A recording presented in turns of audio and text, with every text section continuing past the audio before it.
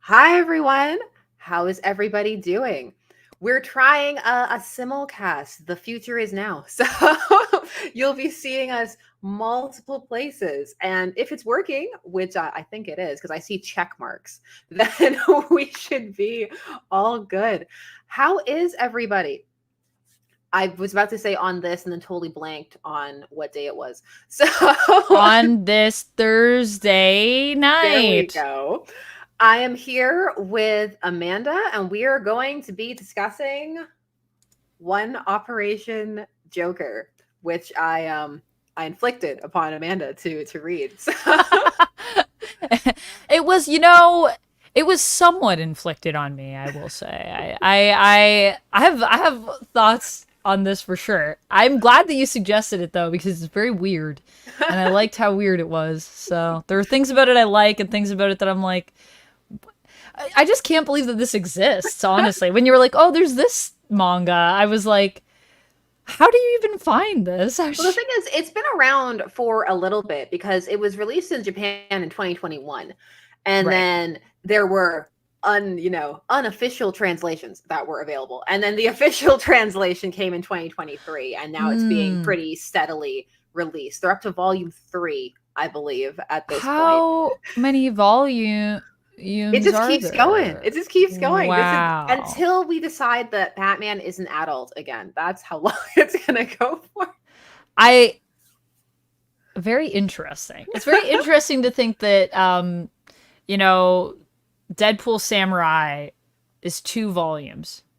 And this we don't have an end in sight. Well, This I is like mean, we're going to this go. is okay. So before we even get into it, of the two concepts, so this one, for people who aren't aware, this is the story where Batman is de-aged after falling into a vat of chemicals, mimicking kind of the Joker's own origin, except that he becomes a baby.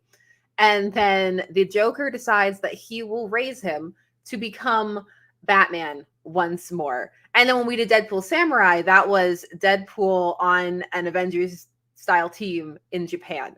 Yes. So it's interesting because I feel like the Deadpool one was a bit more true to the core of the base of Deadpool, whereas this feels This like it's veering into the Silver Age hard. Honestly, I have theories for why this might be something that actually has more longevity and has more like just more staying power, I guess, than Deadpool Samurai. So I do have theories based on what I read here, but I just think like what a weird concept to be the one that's like, and this could go on forever. You know what made me laugh is they recently released a Joker the World graphic novel where it was tales about the Joker from different perspectives from different countries. And the Japanese one was from this. I was, And you're like, it's the manga. I was like, I was Wow. wondering what it would be. And then I was like, wait, there's a chance that it could be, but I wasn't sure they were going to go there. And then they did. Wow. I kind of love it though. I was also just even talking to Duck about like kind of what Mhm. happens in it. So I finished reading it today. I read it Mhm. today, and I was explaining to him even some of the cameos that are in this, and I Mhm. was like, "Yes, like this person's in it." He's like, "What?" I was like, "Yeah, it's weird, but like it fits like really well." Like I actually really love all the cameos in this because they actually are cemented in a lot of Mhm. ways and are more rooted in what's going on than Deadpool Samurai, which is a little bit more like showboaty in what it does. Well, actually, way more showboaty in what it does, I'm going to say, No, objectively. this commits. So for this, we do not have the digital version. We both have physical copies. So I'll be doing some exciting holding things up to the camera action. But thankfully, because this is a manga, all the images are pretty flat, so you can get a good look at what they look at his teeth. They're just going Man. all in for it. They actually go pretty hard with the art on some of these, juxtaposing the grotesque Joker panels with the cute baby Batman panel. Oh my gosh, Batman is such a cute baby. It's like, it's just Yeah, how. here he is, and people were asking if the Joker has to change a diaper, and yes, he does. That's the first opening chapters. He has to go and get diapers for the Yep. Dark Knight, and he buys the wrong size because on top of this being the Joker raising baby Batman, it's also like complaints about parenting and like the systems in place for helping you raise your child at points. It has a lot to say about daycare. It has lots of thoughts and opinions about daycare in this and the accessibility thereof. Because ultimately, I would argue that not too much happens in this first volume. It's very much being carried forward on concept more so than on action. Yes, I would agree with this.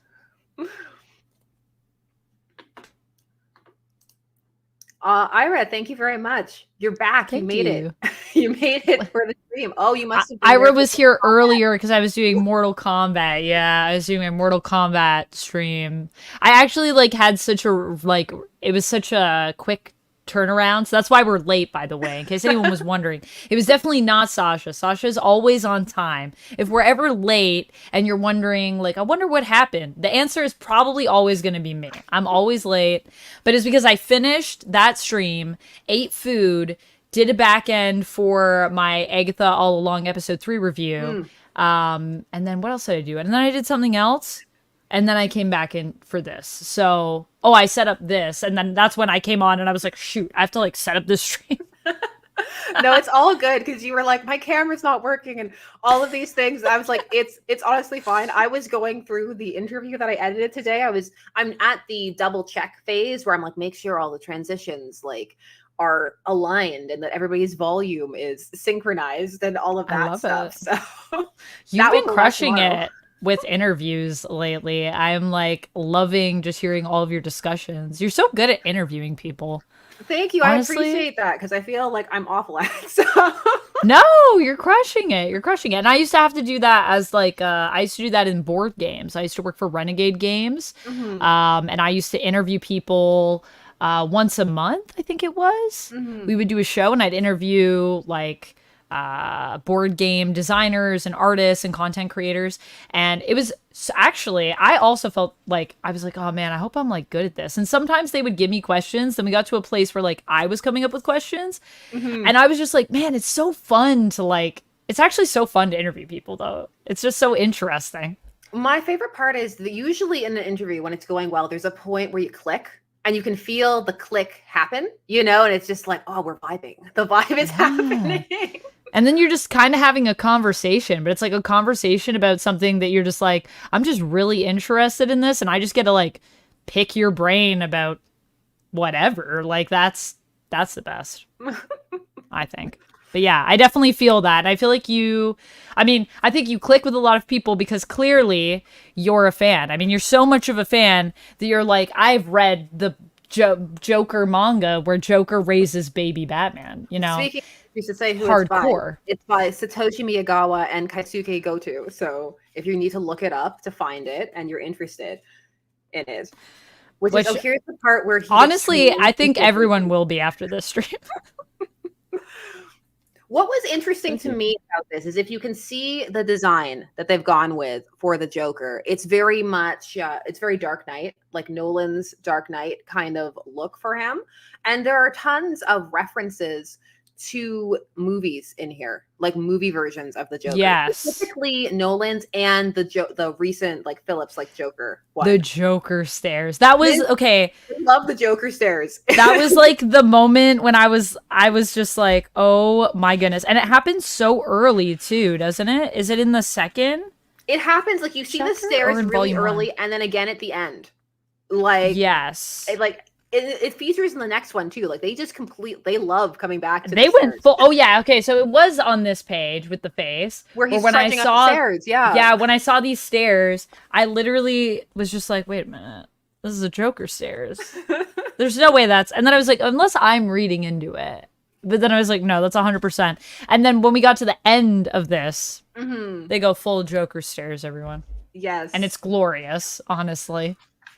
So I have to ask, what do you think of the characterization of the Joker in this?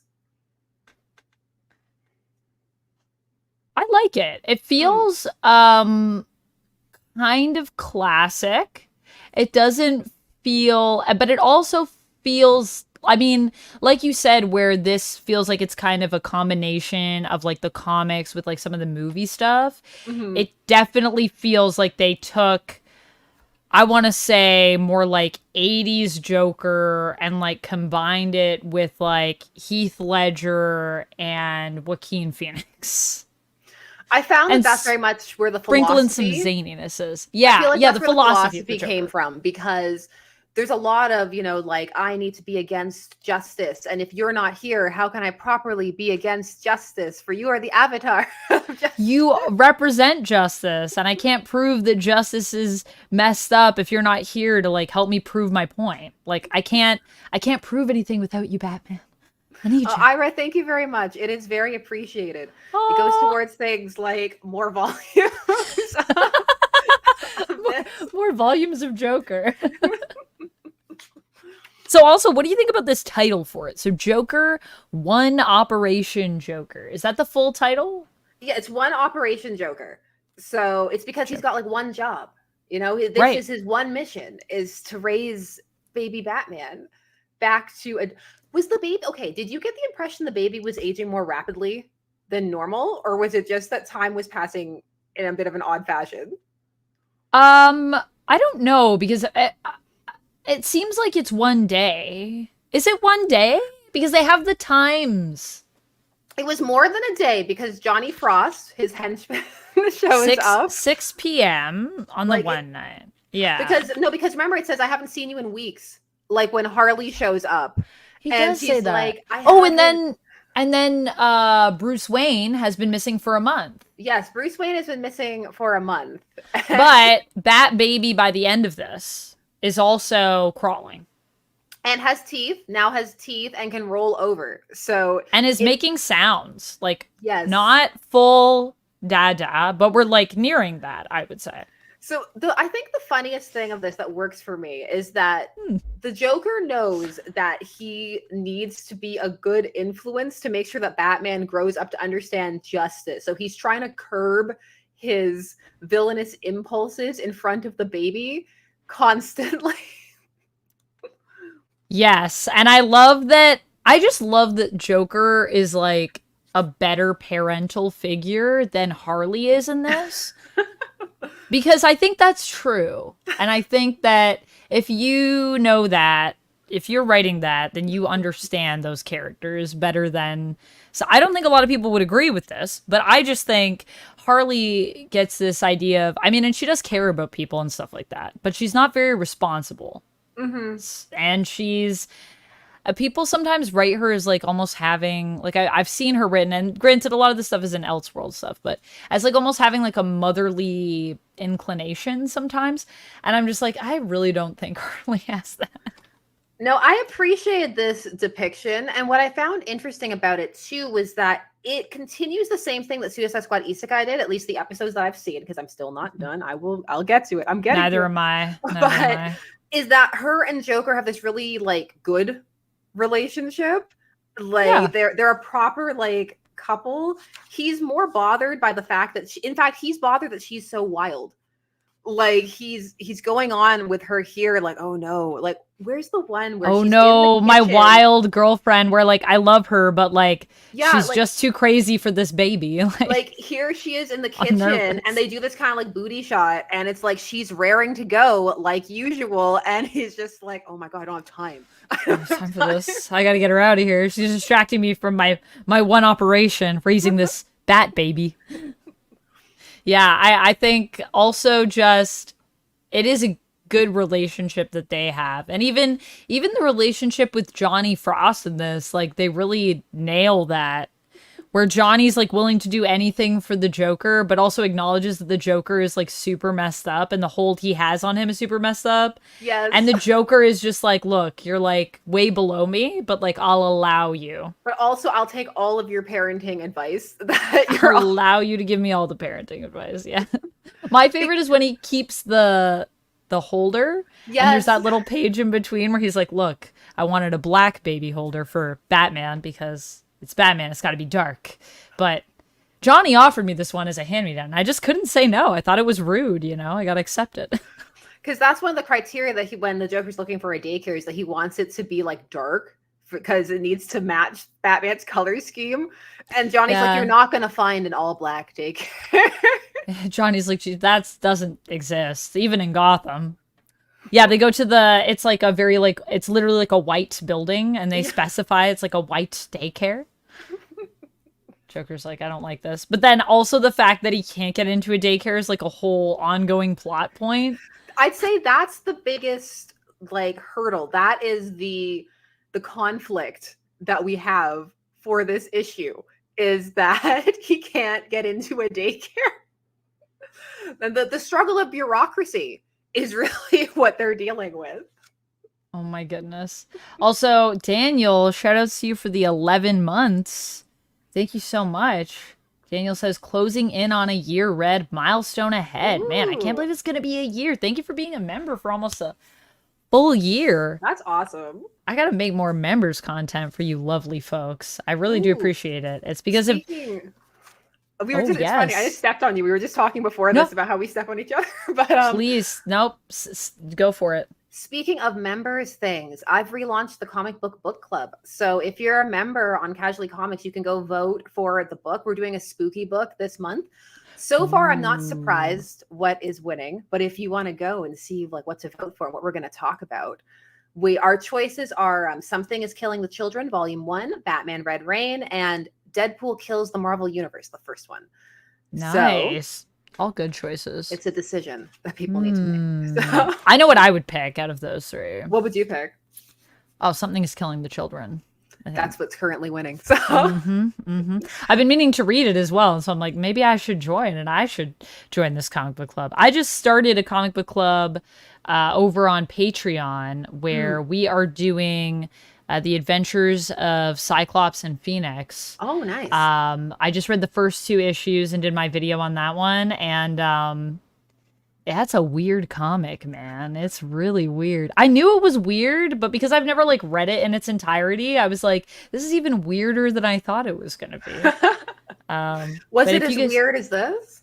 I don't know if anything's as weird as this. It's weird in a different way. It's weird more in like a 90s way. This is weird in a way I don't think I've encountered before. This is like a slice of life. You know what it kind of reminds me of, although I haven't read it. The Way of the House Husband. Oh yeah. But I haven't read it, so I can't say that for sure, but I'm just saying in terms of when I saw that, what it made me think, that's what this feels like to me. You know, I've watched some of that. And now you say that, it does kind of have that vibe, because my mind went instantly to the Silver Age stories where Batman is a baby, which does happen on occasion. But then there's not really a person to raise him usually in those stories. And it's definitely not the Joker when that happens. Lane Kramer, thank you very much. Hey, Casually, I saw you did a video on White Rabbit from DC Comics. I know I poked you about it. Good video, though. I do like her first outfit. It was fun to talk about White Rabbit. Now I think I need to talk about the other White Rabbits, for there is more than one out there. There's the Marvel one, and then there are multiple DC ones. So there's a lot of White Rabbits. Like, I was actually just getting caught up on Blood Hunt, and I was reading, Amazing Spider-Man is a weird. We should do a video on this at some point. But I was just reading the tie-in for Blood Hunt and Amazing Spider-Man, and I actually really liked it. I thought it was a really good issue. I'm fairly behind. It's got White Rabbit in it. On my that's why I'm doing these streams during the day where I'm just reading comics and doing like co-working streams. So I just read and hang out with people, and then we do like 20 minutes of work or reading and then 5-minute breaks. And I've been using that to catch up on Blood Hunt because I wanted to read that event, but it passed me by and I just wasn't keeping up, and there's so many comics. But now I'm going through and reading all of it in its entirety. And although ASM I've been very checked out of for a while, this one issue, I was like, this is actually really good, though. I really liked it. It's just a very interesting take on, vampires, and everyone's like a monster during Blood Hunt because it's like, well, they're all vampires. So it's like the robot thing. It's like, kill them all because they're not real people. But it breaks down like, but what about like when they are real people, and like how do heroes deal with this? And I'm just like, geez. What a great hurdle for Peter as well. I feel like Peter, who's a very human person a lot of the times. Peter's having a lot of struggles from He's having what so many struggles. He's having so many struggles. Mostly Paul. Um, Paul will never leave us. And I don't get the same joy out of Paul that I get out of, say, Nathan, the Sorrow Lantern. But oh that's yeah. just me. I mean, yeah, so you're saying if you had to choose between one of those characters to keep, you're gonna choose Sorrow Lantern. Oh, Sorrow Lantern all day, every day. He's got Yeah. like the costume, he's got the bumming you out powers, he's just got all these things going on. I agree. I think we should keep Sorrow Lantern, and if we have to give one of them back, we should give Paul back. But even though I kind of want Paul to become a staple character, there's part of me that I don't know. I think I just like You want to redeem him? I mean, I don't know if we can redeem him, but I kind of like that he's not necessarily a bad guy. He's just a person we all hate. It's not That's so Paul's sad. fault, really. I know, but we just love to hate him. And I kind of love keeping him around. And no matter how good of a person you make him, we all just hate him all the time. I just think that's fun. I don't know why I think that's fun. Is that messed up? Chat, tell me. Is that messed up? I Oh, think boy. you need characters like that are like fun to hate. Yeah, universally hated. I think it's good. It brings us together in our love of someone else and our hatred for that character. Oh, speaking of characters that some people hate, we'll bring it back to the Joker here, which actually like that they fused the Heath Ledger makeup, but with his bleached skin. And so you get some of these interesting moments where he's around and he's makeupless. Oh, I love these moments. And why, like, I just love how normal he looks. Like, he just looks so average when he doesn't have makeup on. He does. And it kind of lends credence to the idea that he would need to do himself up to make himself look a bit more menacing. And the fact that they play with that idea that, like, because it's manga, obviously it's in black and white. And they're just like at one point, like, Johnny's like, oh my God, like, I didn't even recognize you. And he's like, well, you know, I still have bleached skin and green hair. Just to point it out to us, the readers, because it's like, you can't see that because it's black and white. So, like, the idea that he had to point it out to Johnny because maybe Johnny also is seeing everything in black and white in this manga. Because one of the other conflicts here is that having the baby is messing with Joker's time management. He can't balance his criminal life with raising this baby. And he's not able to go out and commit crimes, which means he's also running out of money. Because they play with the Dark Knight Nolan thing again, where like he burns the money because he's like, I need to send a message. And so he burnt it and then he has no money and then he can't afford childcare. And it just becomes this ongoing thing. Yeah. And I love that, like, flashback to him burning the money. Yes. Here in the chapter. And how, like, Johnny's like, hey, boss, like, you really gotta stop burning this money down, like, every time we take money. Like, his response is like, you do have a penchant for torching the proceeds in front of the help, Mr. Joker. What's that about? Like, tell me about that. And how the Joker, like, doesn't even really know why. He's like, I don't know. It's, like, represents something. And I don't know, man. Sometimes I gotta burn money. I don't want to be part of the establishment, but at the same time, I love to rob banks. I know, it's weird. Because that comes up again when he has to fill out the form to try and apply to daycare and explain what his job is. And he just writes, like, bank. And he's trying to... his schedule. he's like, I transport money in and out of the bank. Yeah, basically. Yeah, that's hilarious. And then that guy's interviewing him at the interview, and he's just like, I don't really understand, like, what your job anything of what your job is. Like, why do you move the money, and then like what are all these things about? His schedule is wild. Like, there it is. It's like Bank. Tuesday, the same. Same as Tuesday. Yeah, so what does he do? Monday is his day off, which fair. Who doesn't love a Monday off? Prepare for tomorrow. And then on Tuesday, subway, armored car, bank, armored car, dinner/break, count the money, go home. Wednesday, same as Tuesday. Thursday, same as Tuesday. And then Friday, he's negotiating with an arms dealer, etc. He's got to take the helicopter there, and the meeting at the hideout, and then go home. And then Saturday's his brainstorming day. And I don't know. I guess I don't know what he does on Sundays. That's not on the schedule, but That's a probably day off. mystery. It's a What mystery. I what I liked about this was that it also was a bit of a, it's not critique, but it's definitely poking fun at that level of bureaucracy you encounter if you're self-employed. I know that I've definitely, run into this where it's like, what do you do exactly? you know? Yeah, I mean, it is. I mean, the interesting thing about this manga is that I feel like it's actually pointing out like a lot of problems just with what it's like to be a homemaker and to raise kids. It's To be like like a very, single parent. Yeah. yeah, it's like very real stuff. And it's not like they approach it like, oh, but it's wacky because it's the Joker. I mean, the Joker is wacky, but a lot of these moments are just really real. Yeah, like when he thinks that he's gonna get into the daycare because the worker sees the picture of his home office that has all the guns and stuff hung up on the wall. He's like, "You have weapons in your home? That definitely means that the baby shouldn't be there." And then he Yeah. still gets rejected anyway. And I'm like, that feeling so real and so rough. And that's when he runs out to the street and he's like, "I got rejected for daycare, so Gotham must die." And he Here it shouts it is. so loud that we Yes. zoom out to I like the can't get into a whole nursery earth. school. Yeah, it becomes one of those, it's clearly an echo moment where he's yelling it so loud that's like echoing up into the space.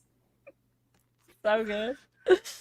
Oh yeah, it's so true. And it's like so it is kind of sad. Like I don't know. I don't think I've ever felt like so connected to the Joker as I have in this story. I will say that about it as well. It's and just this idea of, we talk a lot when we talk about DC Comics, when we talk about Batman, this connection between Batman and the Joker and Mm-hmm. how they like kind of need each other and they kind of like love each other. How do you feel about that and the manifestation of that in this, where Joker is literally like raising Batman? Well, I've always liked the idea that that's one-sided and that that's the Joker's perception. Because I Hmm. think if you look at Batman's life and his circle and all the things he has going on, I think you can make a very strong argument for the idea that no, he doesn't actually need the Joker. But I can think you can make the argument that the Joker does need him because he's centered so much of his existence Hmm. around him in most depictions and around defeating him. So I feel like this actually makes a lot of sense the way they're presenting it because there are several dark moments in here where he thinks about killing the baby. There are just some subtle, like, what if I let the baby drown in the bathtub? Or what if I just didn't roll the baby back over when he rolls onto his tummy for the first time? But then he's like, no, because he needs to grow up and become Batman. So because if you remember in the opening scene when he's falling into the vat, actually Batman's very odd in the opening scene, I have to say, because Batman just jumps in. He's like, so it's come to this. Like, it's time for us to do the battle to the death. I'm like, whoa, whoa, whoa. This is chapter 1, like page 2. It's been a long time coming, this battle to the death. Yeah. Yeah, it is weird what He's he like, at says. this rate, it'll come down to kill or be killed between us. I'm like, whoa, he's literally just kicks his way onto the page. And those I are some of the know. first things he says. I mean, Batman doesn't even know. He says, I don't know what brought this on, but I don't want to kill you. I don't know either. We're also wondering what brought this on. How are we down to kill or be killed in chapter Because, one? I mean, the Joker in this so far, he just seems to be robbing money and burning it. I don't know what else he's doing. But it is very Joker's response to just be like, I'm kind of into it. Like, kill me and let's see what happens. Like, just egging him on. And then it's just that the Joker almost falls in and panics and grabs Batman, and then Batman goes in. The one thing that I thought was confusing initially, where this is okay, so this is where when I started this, I thought this was too weird for me. I was like, I don't know. I was like, Sasha may have taken it too far with this suggestion. But because I also thought the fact that he fell into the chemicals, and then I was like, oh, but like if those are the chemicals that made Joker, then like why did you become a baby? But then as it goes on, they explain that this is actually different chemicals. This is like anti-aging formula. Yes, this was a company that was working on a miracle anti-age, and it works. So they're going to Which make a lot of money. it works. It also feels like a very like manga like thing of like they were working on this intense chemical that was going to make people young, and then they're like, oh, I guess that worked. Interesting.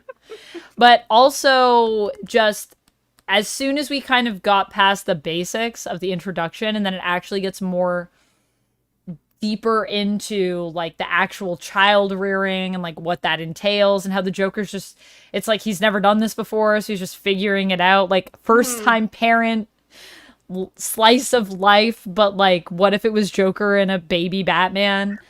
It becomes much more grounded in reality than I expected, and much more sincere than I ever expected it would be.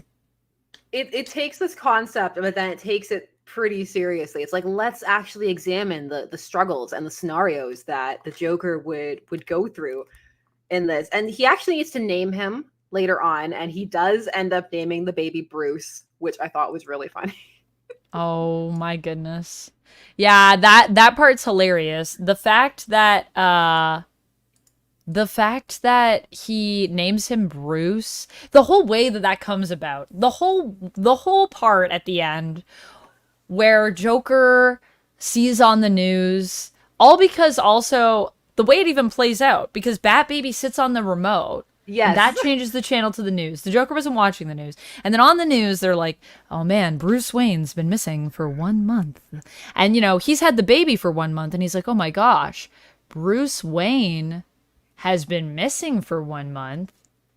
And he was going to make it so that daycare can happen for everybody in Gotham. And they don't have to worry about those costs. And like, it's more accessible than ever.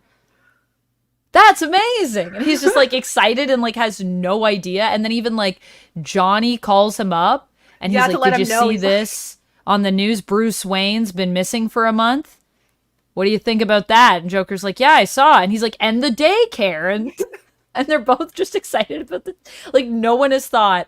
And so almost in honor of Bruce Wayne, Joker's like, I'm going to name him Bruce.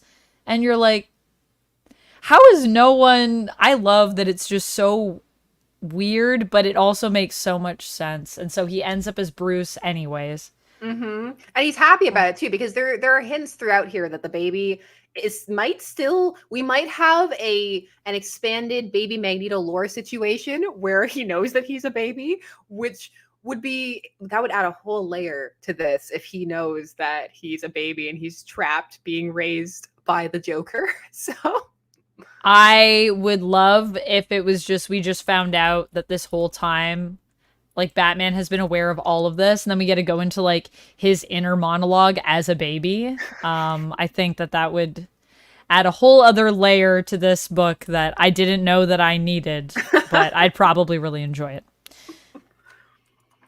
So reading this first volume, did it make you want to continue? Or you're like, man, now I need volume 2. I need to know what happens. Or were you like, you know what, I'm good. This was enough, baby Batman. I mean, I kind of love... when he named him Bruce and he was like, finally, he can like go to daycare, it makes me wonder, like, oh boy, what's going to happen there? Because now it's not just like Joker with this baby. It's going to be Joker with like parents and other babies, teachers. It's like, and you know, we already saw how difficult it was for him to explain to one man that's in charge of like who gets to go to the daycares, what he does and anything in his life. So I'm just imagining how that's gonna go. Well, I've read the second volume because I was telling you earlier, like, this is one of my daughter's favorites. So we need to keep up with, she just thinks this is hilarious. She takes it out of my room sometimes and I just hear her at night laughing at this. So I'm like, good, she's reading, but also she's giggling because she's like, what the heck? I can say that volume 2 brings in Alfred. And so wait a minute. How does Alfred come in? That's the thing that I'm the most excited about, because it's just like the way the characters are brought in is so like legitimate. Like, the Alfred stuff is wild. Like, I have to say, it's really out there. Yeah, I will say, I'm glad that we did volume 1, because I think if I just read like chapter 1, like if I just read that, it's not enough. I don't think you need the whole flow of this, because honestly, chapter 1's not that eventful. The first few chapters take a while to get into it, and they even have a pretty decently lengthy recap, I find, of like, so this is what happened. He fell into a vat and now he's a baby and the Joker is raising him.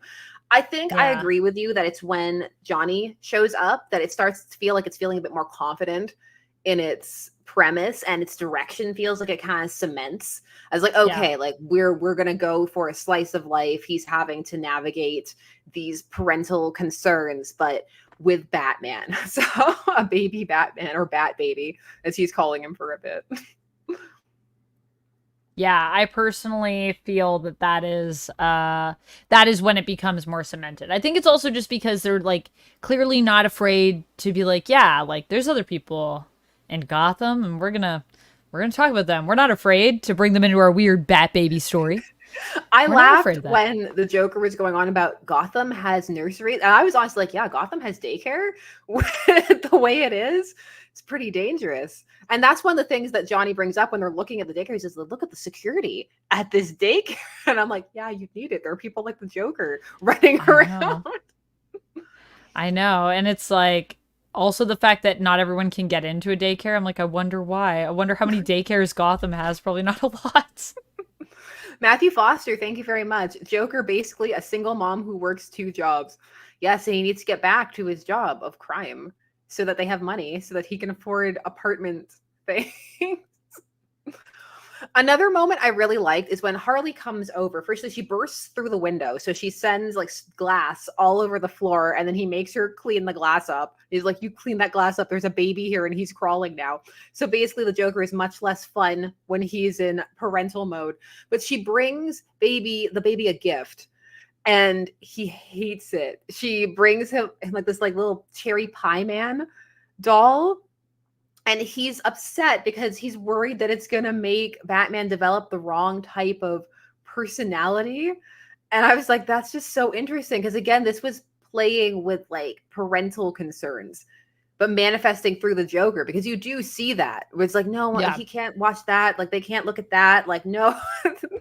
That's my favorite, just how the Joker like has certain things, and it's not even like some things are legitimate like safety issues, like when he's Yes. putting all he's edge proofing everything Yes. so the baby won't like hurt himself.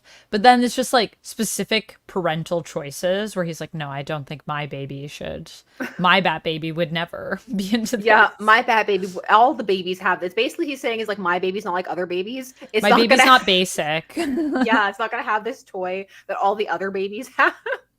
Like this isn't just any baby, like this baby's Batman, so this baby like has to have the best things, which is also really weird because it's like a villain and talking about his hero, but it's also just like he's like, no, like the person that I go up against has to be like the cream of the crop. Has to be raised the best. They're better than Cherry Pie Man. We're better than Cherry Pie Man. I also love that Harley took that. Okay, because I was a little nervous actually, because they've created such like a cute relationship for Joker and Harley here that, like you said, feels like much more healthy than some other versions of it that we've seen. And I was nervous when the Joker was like, oh, like, I don't want this for my baby, and was thinking all of that. And he was like, I don't think that we should have this, actually. And I like that Harley was just like, oh, okay, well, like, I'll take it. Like, that's fine. She basically just leaves because he's like, oh, well, I mean, we're not going to do anything. Then I guess I'll just go home. Like, I'll no go. problem. See you later. That's Have one of fun the fun things raising I a baby. like about these depictions is that you get to see them play with the different versions, because I find that sometimes certain versions can get cemented and you don't get to play around with them as much, and Joker and Harley can be like that. So it's fun to see somebody having fun with them, in that way. Yeah, well, I mean, I think that there can be a lot of good stuff between Joker and Harley. And it depends on how you start the base. And I think you should be able to tweak the base, because, I mean, people tweak so many other origins and backstories and the like. So, I mean, you have to think about, like, even when Harley came in, how the base got tweaked after her introduction of her basically being in a relationship where she's being mistreated. And that didn't happen like straight out of the gate, though. It wasn't like the first instance of her it Is that? evolved into it. So Hmm. I always like seeing the different versions. Yeah. And it's also just fun seeing this different take on the Joker in general. Although I'm not sure how I feel about the art on Bruce, I have to say. Let me find Bruce. I'm not sure. Ah, Bruce, not baby Bruce though, No, because baby adult Bruce we Bruce. love. Yeah. Yeah. Why does he look tired? Like, Well, I mean, he is tired, but we I mean, don't need to see but I that. mean, he looks. But I mean, this is him. Like, this is the picture or the footage or whatever they have of him, and he looks like that. Like, I was like, I feel like Bruce should be a little bit more shiny as a person. Yeah, I'm not sure about the He has like lines down the side of his face. Well, Uh, most of the male characters have those in this. I think that's just yeah, the maybe way that that's the just the artist draws art. them. Very But strong, like smile lines let on me look at everybody. him. Let me just take it in The this base. experienced Bruce. Yeah, I also thought that was weird. I thought it didn't look like him.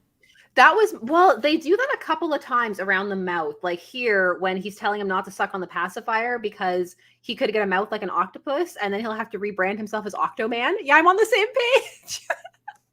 Yeah, what's up with this? What's happening? Someone help. Why is Batman like this? I mean, I guess is that the point? Is that like Well, what his mouth will look like? Is this this a actually threat? looks like one of the movies versions.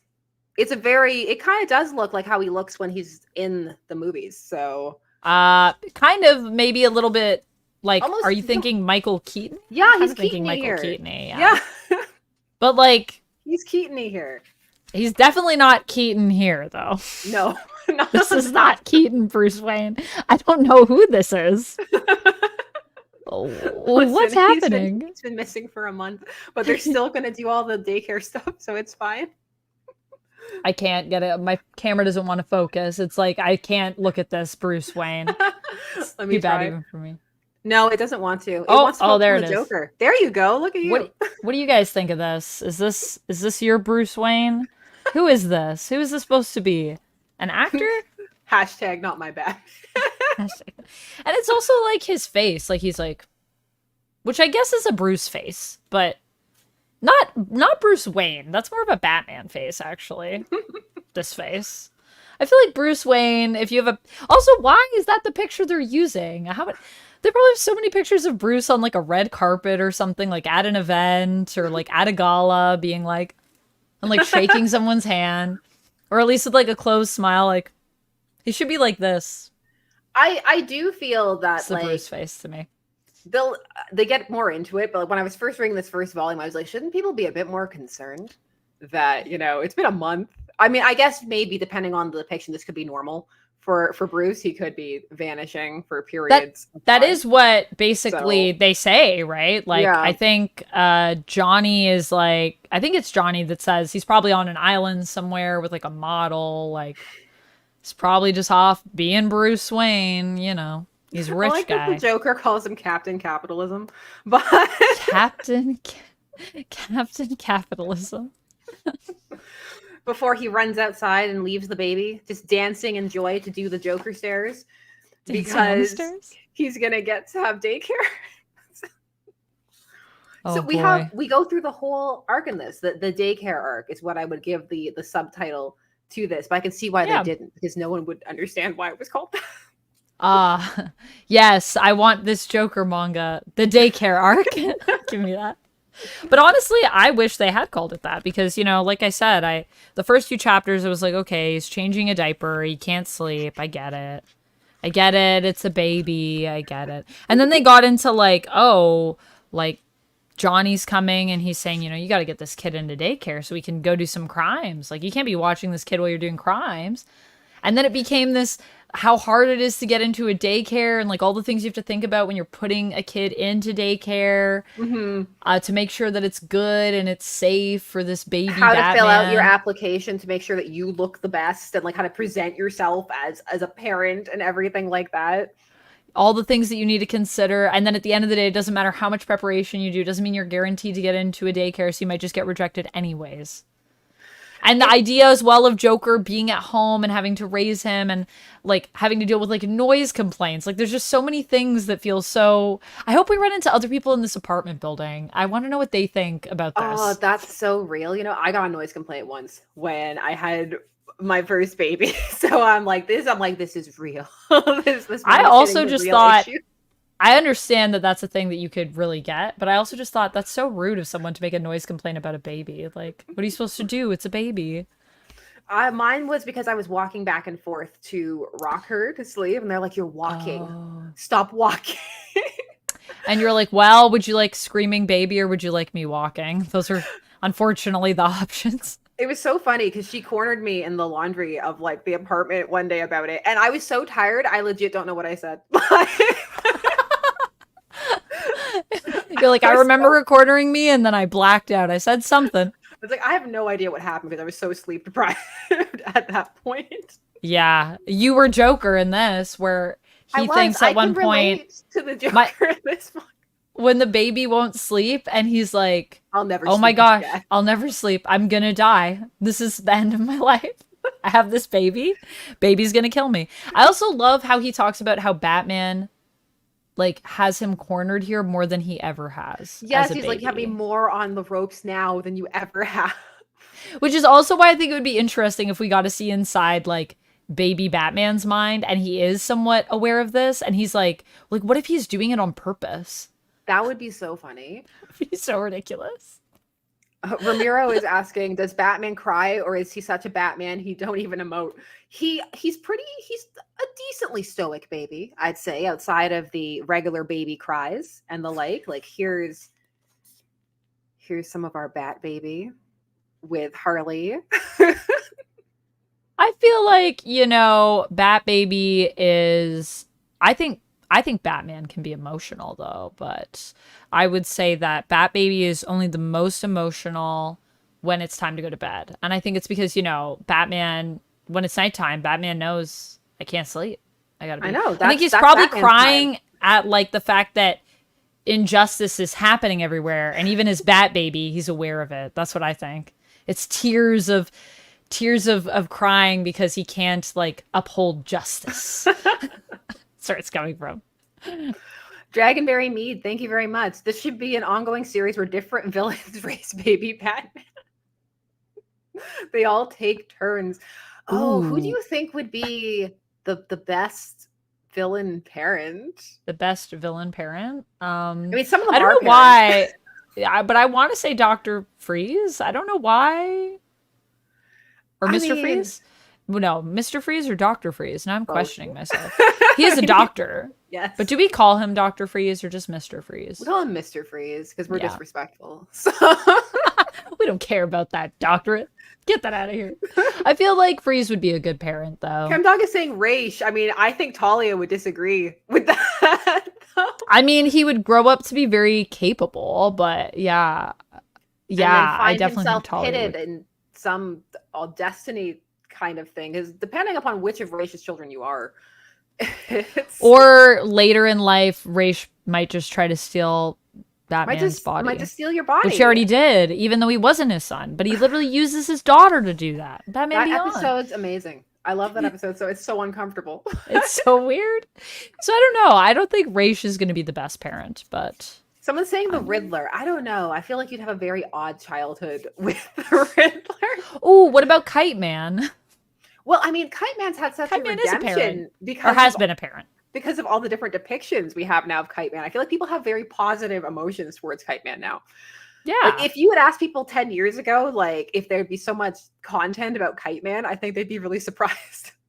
I mean, I think people are still surprised today. I know people that... I just finished the Kite Man animated show a little while ago. I still have to do my review on that, actually. But I, by the end, quite enjoyed it. I was like, this is all right, but it's no Harley Quinn. And then by the end of it, though, I was like, this is pretty fun. I'm kind of excited for season 2 now. I'm kind of here for this. Because I just didn't feel like I had enough of an attachment to Kite Man. But by the end of it, they really, like, brought me into the fold. And, I mean, I do like Kite Man, but I don't know. Maybe I love Kite Man now. I'm not sure where I'm at. Kybe's pretty cool. Because of that show, I keep getting requests to do a baby doll retrospective. They're like, baby doll's back. Like, let's do some baby doll stuff. So Baby doll is back in that show. This is true. So, someone that you probably didn't think you were gonna see, but there she is, baby doll. Chemdog is saying Two-Face. No, Two-Face would be a trip. Every decision by coin flip. Are you getting dinner tonight? Let's flip that. I think it would be more like, which dinner are you getting? Like garbage or like the best dinner ever, you know? Like one would hope. I hope. Stephen Turner, thank you very much. Saying, speaking of Joker, y'all looking forward to Joker 2? I'm excited. We get Gaga music. It's cool. She's doing a Harley concept album separate from the soundtrack. I agree. I am excited for Joker 2. I'm curious about Joker 2. I'm curious. I'm like, I will be there. I'm definitely gonna be there. Like, we'll see. The more I see about it, the more interested I become. I feel both ways, honestly. I see more about it and I'm like, ooh, that sounds super interesting. And then something else will be in that trailer or in that article and I'll be like, oh, but I don't know about this. Like, I don't know. How do you feel about the fact that they're also calling her Lee in it? Not Harley, just Lee. I kind of like that, personally. Well, I know that they've already said that they're going for a very different take on them, and so I think it's fine. Like we were talking about earlier, I'm actually excited that people now feel that they can play with the different depictions. And like from what I've seen, it looks so far only from trailers that what they've done with her fits very well with the Joker universe as it exists as its own kind of thing. So I'm very curious about it because I really liked the first Joker. I know people are just like, oh, so you liked Taxi Driver / The King of Comedy, the remake with the Joker. I'm like, I did enjoy it. So I'm really interested to see what this one will be like. So also, Lantern Zone has suggested Poison Ivy to raise Batman. I mean, I think if Batman was a plant, then it would be better. I don't know about raising a baby human. Well, I think because remember, she kept those children safe during the Gotham earthquake. Like she made a place for them in the park for all the children to congregate. So that's true. I think you could. It depends. It really depends on which Ivy, I guess, we're going with. But there's potential. There's potential. I like that Locke says Calendar Man is a dad.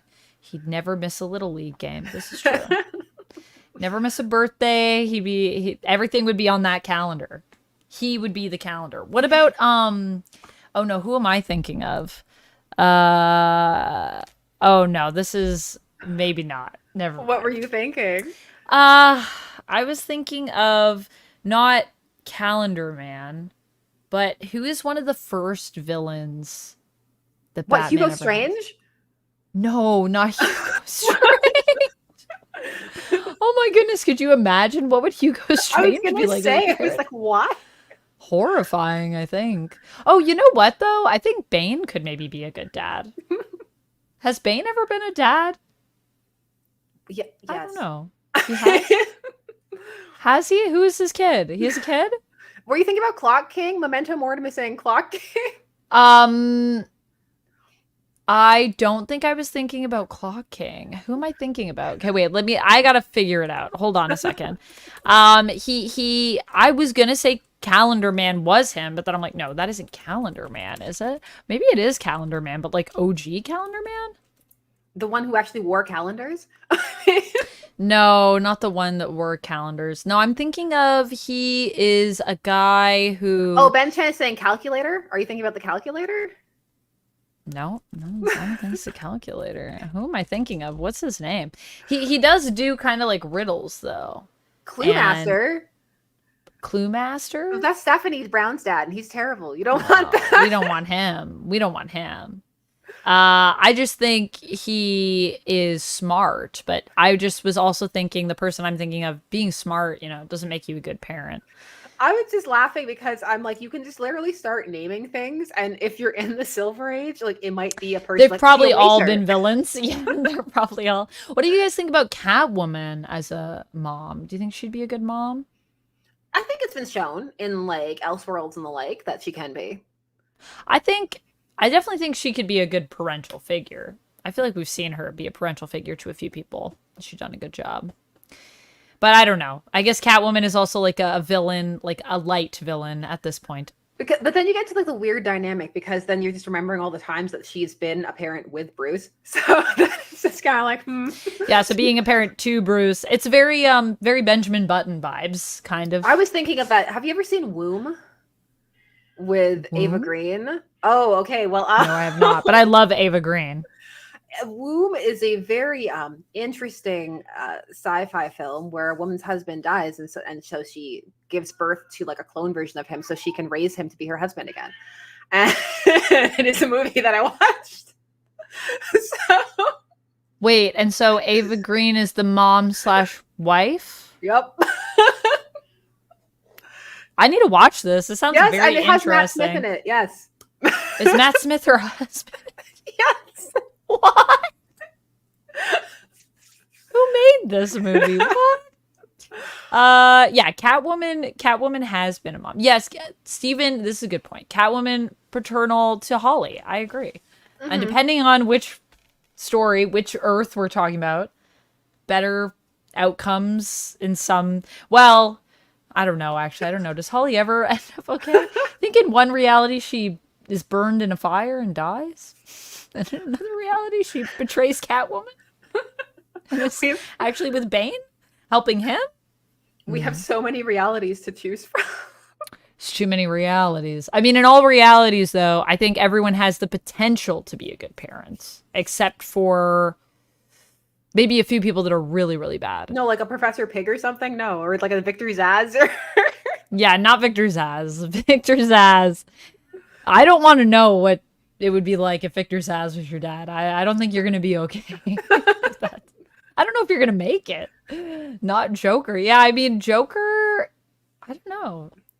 I don't know, though. I think Joker at least has some morals, you know? This sells you on the concept, but because it's taking place so clearly inside of its own little universe, that because it's so clearly in its own style and doing its own thing, that this is the kind of thing that you would read either in the Silver Age or like as like a fanfic, and it's really fun. But I don't say fanfic as a pejorative, like many people do it. Because like there are some fanfics that are very lovingly crafted. Well done. Yes. I mean, there are writers that started out writing fanfic and became legitimate like comic book writers. So I also actually really don't like when people use fanfic in that term. Like I'm like, oh, wait a minute. Just because it's like fanfic doesn't mean it has to be a bad thing. I mean, I would prefer if people just said it's like bad fanfic, if that's what they mean. Because I'm like, because there's good fanfic and there's bad fanfic, and those are two very different camps. They are. And sometimes I find people use it interchangeably when they mean tropey. Because like they'll be talking about a specific trope that might be one that occurs a decent amount in certain fandoms, depending upon like what it is, because they each have, you know, their own kind of thing. So that's a good idea, actually. Steven says, I'll accept being adopted by Gotham City Sirens between the three of them. That actually probably would be really fun. The Gotham City Sirens and a baby. I would read that. I would read that. Well, we need another Gotham City Sirens after the last one to redeem it. Yes, I wasn't gonna say that, but I was thinking it, so I'm glad you said it out loud. Yeah, I feel like would you keep the team the same though, or would you change it up? Do you like the team? I do like the team, but I feel like it might be fun to update the team because since we did the first run under Paul Dini, the status of the characters has shifted. And I think it would be good to reflect the fact that they're not really in the same positions that they were when the first series ran. Like a lot of them are more on either like an anti-heroine or they have a different kind of vibe, and they're certainly no longer confined as much to Gotham. So I think that but then I'm kind of like, who would you make them? Who would you replace them? Who would you replace them with is the kind of question at that point. For Gotham City Sirens? Maybe I can finally make Punchline happen. I mean, I kind of liked what we did when we did, was it Future State where we had the Gotham City Sirens? And we Yes. had that character, and she was like a robot. What was her name? I I actually was miss her. I I was liked her. revisiting some of Gotham, I mean some of Future State the other day for the White Rabbit video I did because she was in that and Hmm. it's not even listed like properly on the wiki and I'm like she was significantly in this like it was an arc. It was a It was whole arc, and it's not properly categorized. but by Poor the end of Future State. Future State like things kind of got kind of roughed in so I kind of understand why it's not there but there were some interesting parts of Future State. Yeah, I agree. I also feel like there were some interesting parts. There's some things from Future State that really worked, and there were some other things from Future State that did not work at all, in my opinion. Okay, here's a question if we get into the comic book chat portion of this. How do you feel about the fact that we're more pivoting towards Trinity away from Yara in terms of Wonder Girl status? James Cox, thank you very much. Oh, Hello to you as well. thanks, James. Hello. I feel I don't know because I really love Yara. And I'm like, I feel that way too, but I'm like, Yara did have a series. I know I read it. I know that not. I've heard good things. I know I've only not read a everybody little bit of did. it, but I want to read all of it. I want to go. That's on my list of things to go back and read it because I actually thought it was really promising.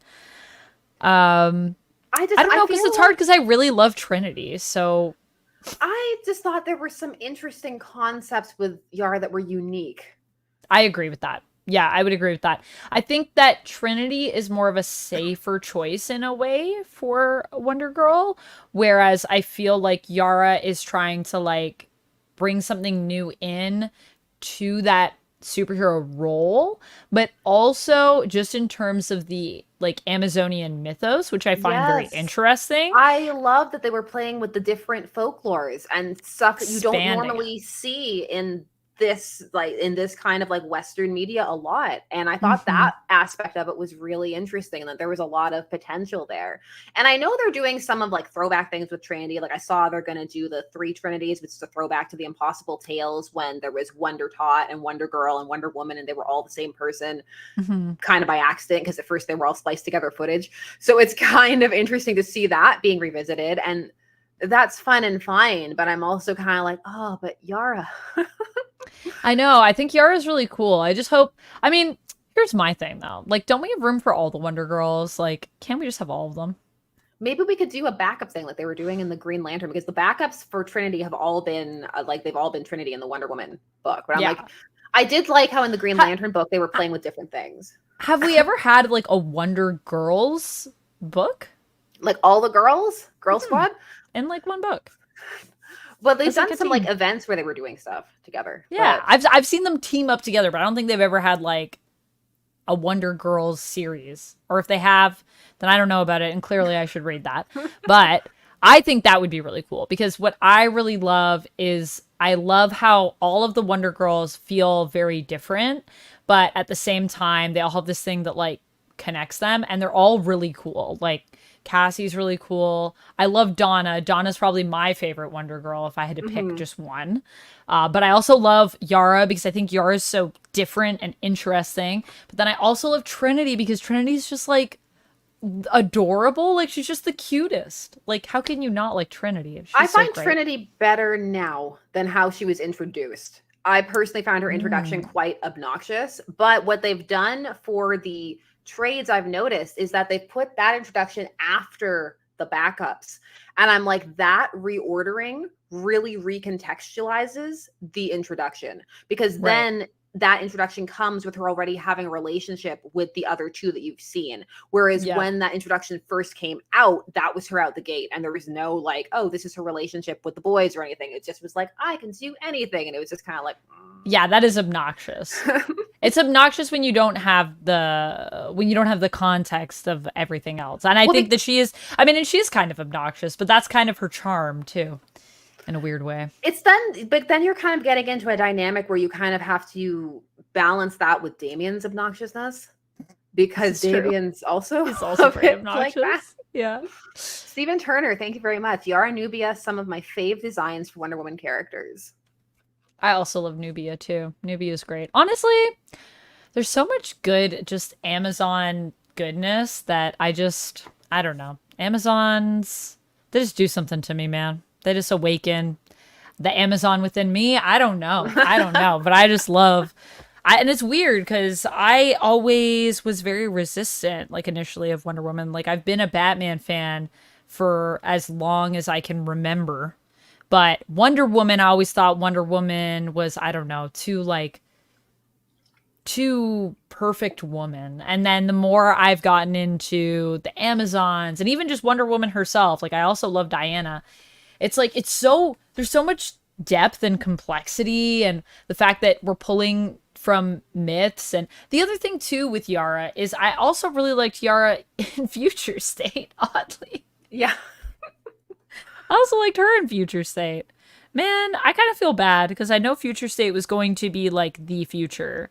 And I knew it wasn't going to be because I never trust DC when they say these things. But there are some things there that I would love to see that future kind of come to pass for some people. And I guess in a way they did kind of go down some of those paths. But oh well. Call me critical. Thank you very much. I need some kind of team up with Damian, John, Yara. That dynamic has so much potential. Ooh. I actually didn't mind the John and Yara dynamic, which is what they were playing with a bit in Future State. Like you saw some of that where it was hinting like that they were going to be on the team and what that relationship was going to be like. But we're clearly moving in a different direction now. So we shall see where we end up. Direction. Yeah, I also agree. I think that was a cool dynamic. And I would love to see what Damian would be like in the I think Yara would be straightening Damian out though, if we had that book. Yara would constantly be like, Damian, come on, man. She would be sassing him so hard. I love that Yara also just has this she's not obnoxious, but there's just an air about her where she's just not afraid to stand up to really anybody. She's fearless. And that is a thing that I just think is so cool about Yara. Like when she faces Wonder Woman in her series, when the Wonder Girls are basically fighting to help Wonder Woman with dealing with the American government and everything that's going on with that. And Yara is just like so confident. And it's just like, yeah, I'm going to shoot a bunch of arrows through you first. And it's just like, let me show you how it's done. Like, I'm younger. I have the skills. I know what I'm doing. You think you're the best because you're the wisest, but that doesn't mean you're the best. And it's not even like obnoxious, though. It's just, she's just so confident and she's also so good. Oh, I really liked her in her own series. Like, I thought that was really enjoyable and interesting series personally, but it's one of those ones that just kind of petered out. So yeah, I guess it wasn't. I don't know. What do you think happened with that book? Do you think it was that the story wasn't there, or that people just weren't here? Because I feel like a lot of people are fans of Yara. So I imagine that I don't think people read it, honestly. Like lots of times when I would talk about, like people didn't know about it or things like that. I should have bought it. I'm one of the reasons it didn't continue. I literally was looking at it like I should maybe have this on my poll, but I was like, I can only pick so many things. That's the thing. And like you're going to pick the tried and true. Like I totally get it. People are going to go with what they know. Vidya Nagonia, thank you very much. Greetings from Chile. What are your thoughts on Bruce X Barbara pairing? Do you feel the fans overreact to the topic? I am not a fan of the pairing in terms of the context, the way that they present it, usually. There are places where I think it has potential, but at its core concept based on the evolution that the characters have, which is usually Bruce as a friend of her father and a quasi-parental figure to her. And the fact that usually in many depictions she's with his son, I would say no. But I think the question of like, do fans overreact is an interesting question, honestly. I mean, fans are a passionate lot. I'm not sure, like, how do you feel about the phrasing of overreact? Yes, I think fans always overreact. I think that's part of the passion of being a fan. And I think here's what I think about that. I think we all have to keep each other in check as fans, and that we're all going to have things we're going to overreact about, and that it's up to other people in the fandoms to not in a mean way, but in a loving way, say, hey, maybe just take a breath and it'll be okay. But I mean, I also don't like Batman and Bruce. Although I think there can be certain situations where it can Well, work. I think like It between the depends on the universe, like context. for example, Caped Crusader was a universe. We were like, they were like, we're not doing it. We promise you. And then they were, it was a little flirty. And then you and I were both like, but this is like, that you could do it. This is the one time you maybe could do that. And if we actually, like, now you've promised us, so I understand. You're probably not going And to, I but think it's also that the context that it has arisen in have been so egregious. Like for me personally, I always like to approach these things with humor. Like I always like to see the amusement in situations. Like so for example in The Killing Joke where we have that infamous rooftop sex scene where she's like, "I'll show you who's ready by sleeping with you." It just makes me laugh, you know? But I know that like that's not everybody's default reaction. Like some people are genuinely very like, "Oh, I'm frustrated." I'm like, I get it because it's not the depiction that they think it is. It's not the moment of empowerment that it's pitched as. But to me, because of that juxtaposition, I can find amusement in that. So yeah, I think, I mean, it's some, well, this is also just what I think about comics in general. I think there can be a lot of times where even historically the way that certain things have been written and people were treated based on their gender, stuff like that, that like I just sometimes will laugh at that stuff and then people will be like, that's like so, you're not being very sensitive. Basically sometimes people will call me like a bad feminist.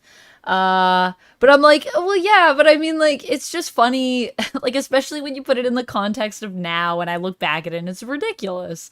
And I'm not laughing because I don't think that, like, whatever, this thing can be awful too, but I don't know, it's goofy. It's goofy how some things were written. It's I fun like to revisit it. them. I Yeah. like it. I like examining it. I like that I can examine it, that it's there, and I think that that's a wonderful thing. I'm going to go soon through a very the tale of Roberta, the girl wonder. And what a time that Oh. comic is. It's a terrible time for Roberta, but we must find joy We where must we find can. joy. I mean, the thing is all of this stuff is also like it is part of even things I don't like.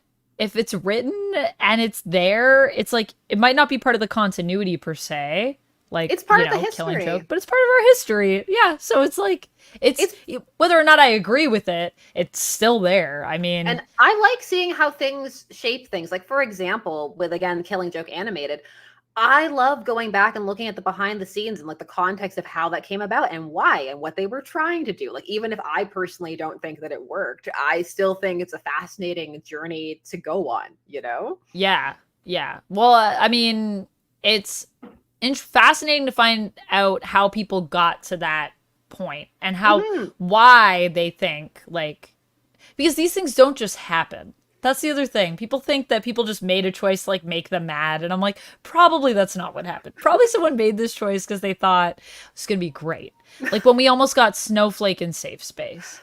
That came from a place of them wanting to do something that they thought was going to be great over at Marvel.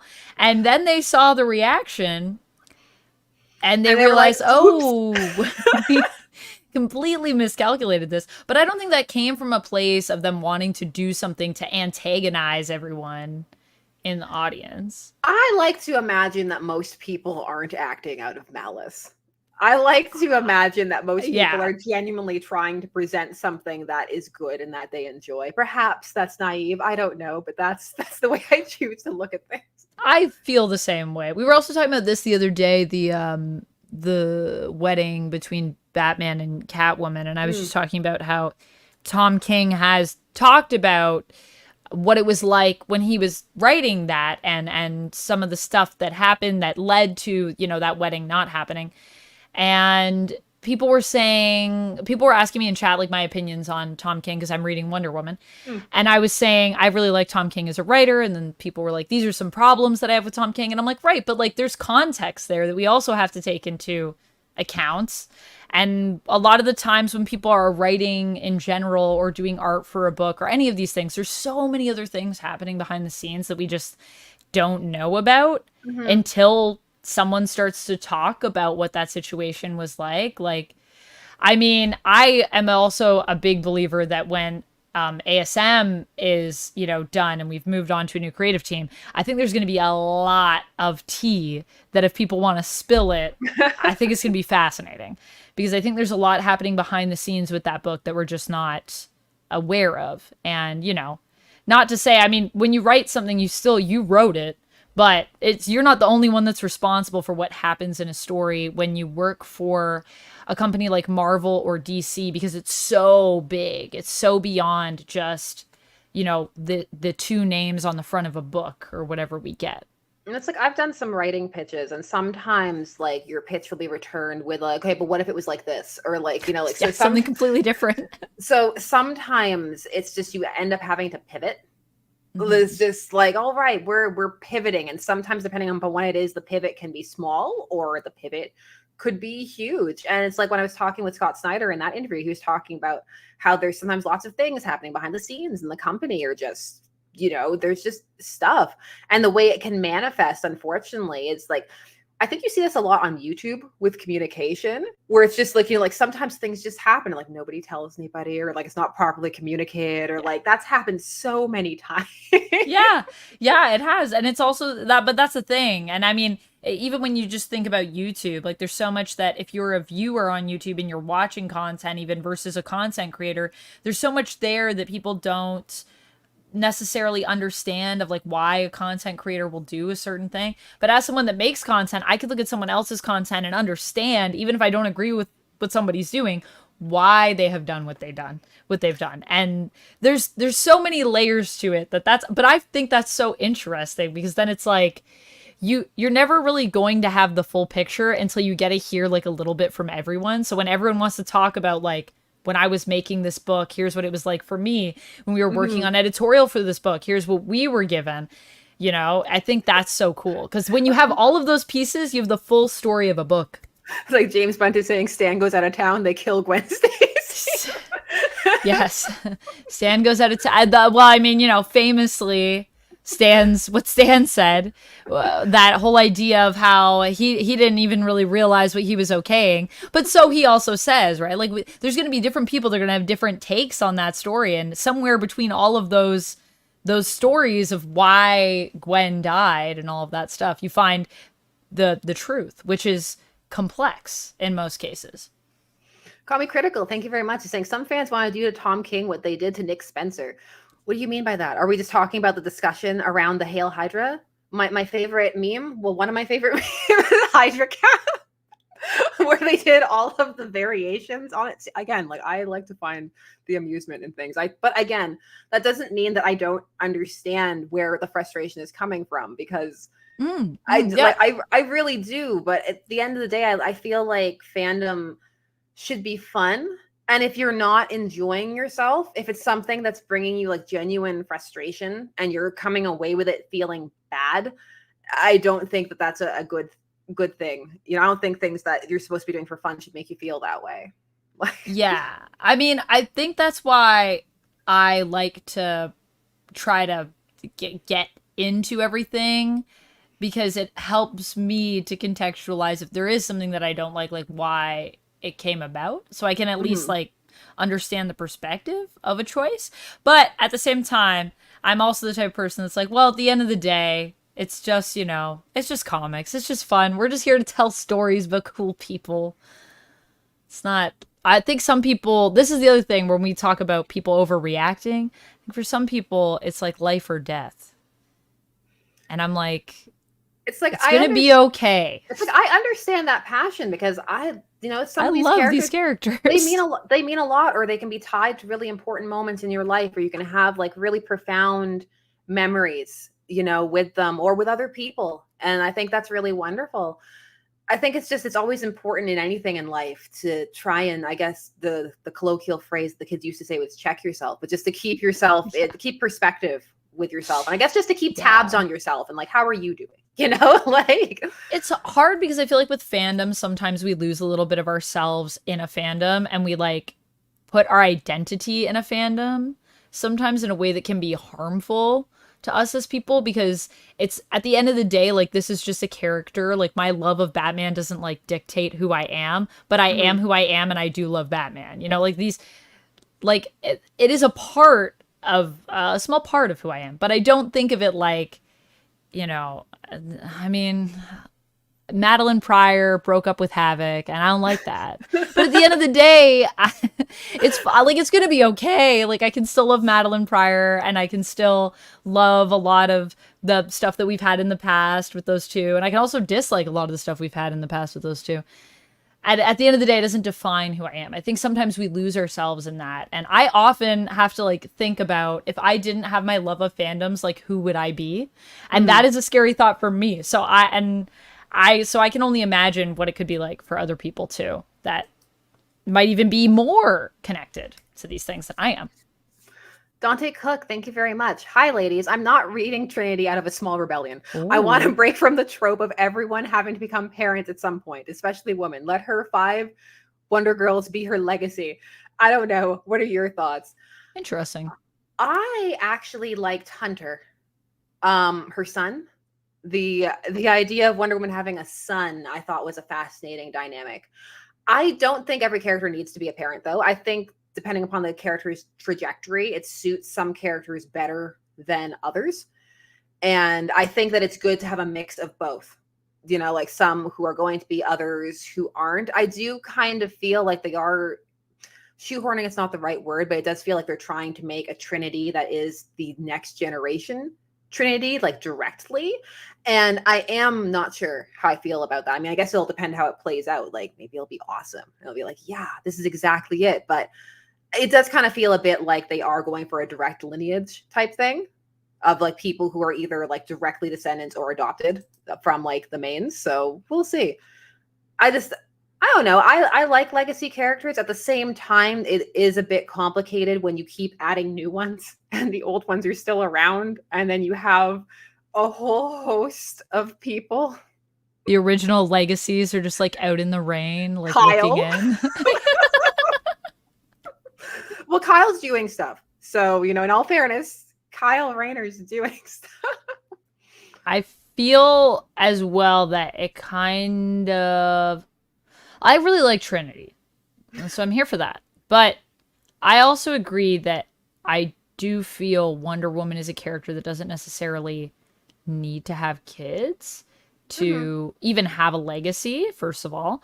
And second of all, I also agree that I don't think, you know, every character needs to be a parent, because I think it's good to give people the diversity of like, some people want to have kids, some people don't want to have kids, just like in real life. And I think when you have, you know, the Trinity over at DC, not Trinity, the Trinity. Yeah. We have Batman who has a son. We have Superman who has a son. And then they're like, and Wonder Woman with her daughter. I'm like, I mean, we don't need to have that. But at the same time, the way it's written is where I get like roped into it. But I had that initial knee-jerk reaction as well, because I was just like, oh great, now Wonder Woman has to have a kid too. And I was like, can't we just let someone, like, why does Diana have to have a child? Because I also thought that. I was like, because she's a woman. But honestly, I don't really think that's the angle. I didn't think that at all. I just thought like, oh, because they're going to do all 3. I was just like, like, they're going to do all 3. Because they tend not to, like, at least of late, like pregnancy in comics, they're kind of weird about it. So you'll see more dads usually than moms. So I actually kind of like when they do it, when they add a mom, because if you actually look at like the statistics and stuff, well, I mean, there are just more men in general, so it makes sense that there are more dads, but they play with that a bit more. And I think motherhood is a very interesting aspect that can be added to some characters depending upon how you do it. But at the same time, I think you could have an interesting story with Wonder Woman choosing not to have children, what that would mean, especially because she is presented to the world as this paragon of like womanhood in many stories and stuff. So I think you can do interesting things either way, just like how I think it's really interesting when she has the son, because what does that do for like being raised on the island and Themyscira and all of those things? So I'm like, there are lots of really interesting things you can do them. Like, it comes down to how you tell the story at the end of the day. And yeah, I agree. Stephen Gale, thank you very much. Thoughts on Trandy versus, I never know how to say it, Lita or Lita. I say Lita, because, well, Hippolyta.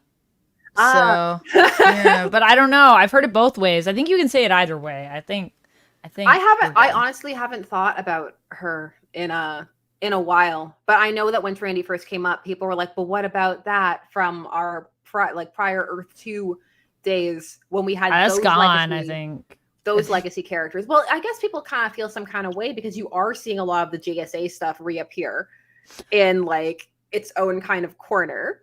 So you're like, well, I mean, if you were also collecting at that time, it's like, wow, like, what about this character that I loved back that you've just forgotten? How dare you? So I understand that perspective, but I also feel like that's just hasn't been relevant for a while, is what I would say. They definitely pushed that aside harder than some of the other things. And who knows what else that's going to happen with that happens. That's the fate of some characters. That's why I love to do some of the old retrospectives, just to see like what characters were around and what happened to them. Like, where did they go? Like, what happened? Why didn't they work? You know, it's interesting. I definitely think, Lita's an interesting character, and I don't know. I think it'd be cool to have Lita come back in some capacity. I don't know if you're saying versus, like, which one do we pick? Like, in a fight or like in a that who is do we true. Prefer? That is true. They kind of reworked it. They reworked the canon and the origin to make it work. Yeah, well, I don't think that she was she wasn't Diana's daughter anymore, so they removed that. They switched. Yeah. We did some reordering. But then we still have a weird connection with Dream and her that is acknowledged because Dream is part of the Endless. Dream is like, well, technically, like, we are kind of linked through that because Dream exists like across, I guess, all timelines. So like all of them are kind of true for the Endless. So that's a whole thing that also gets acknowledged in the Sandman universe, which is so, I don't know. Sandman universe remembers. There you go. Matthew Power, thank you very much. Thoughts on Batman's Walk of Fame star? Yeah, that happened today. People were talking about that in chat. I don't have strong feelings. I'm the wrong person to ask about like fame and Walk of Fame things because I'm just not big on pedestaling and those types of performative things. I think I guess fun would be the word I would use. What about you?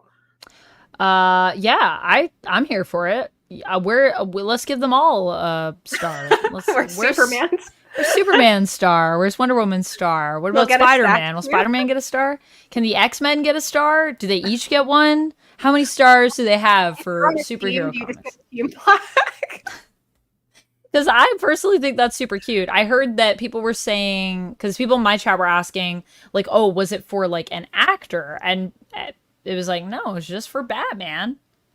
And then apparently, like, some of the voice actors came out for it, and I mean, Matthew was saying that Burt Ward showed up, so it's cute. Yeah, I just feel like with a character, it's kind of fun because like everyone that's been involved in that, like, kind of gets like a little piece of that star, so it's kind of cute. I think it's cute. I think why not? They aren't free. You gotta pay.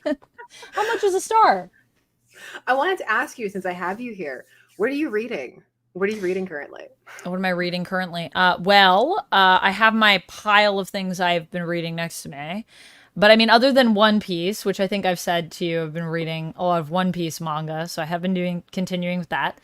I also just bought more books because goodness knows I don't have enough, like novels to read. And I've been reading Wolverine Revenge.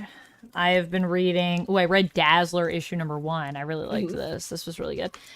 Blood Hunt, Wonder Woman. I'm getting caught up on all my Wonder Woman right now, so I've been really going in on that because I've just been obsessed with it. I'm just really loving it, honestly. Obviously, Joker. Just read that. But yeah, a lot of Blood Hunt and a lot of Wonder Woman right now. And trying to keep up with some of my X-Men stuff.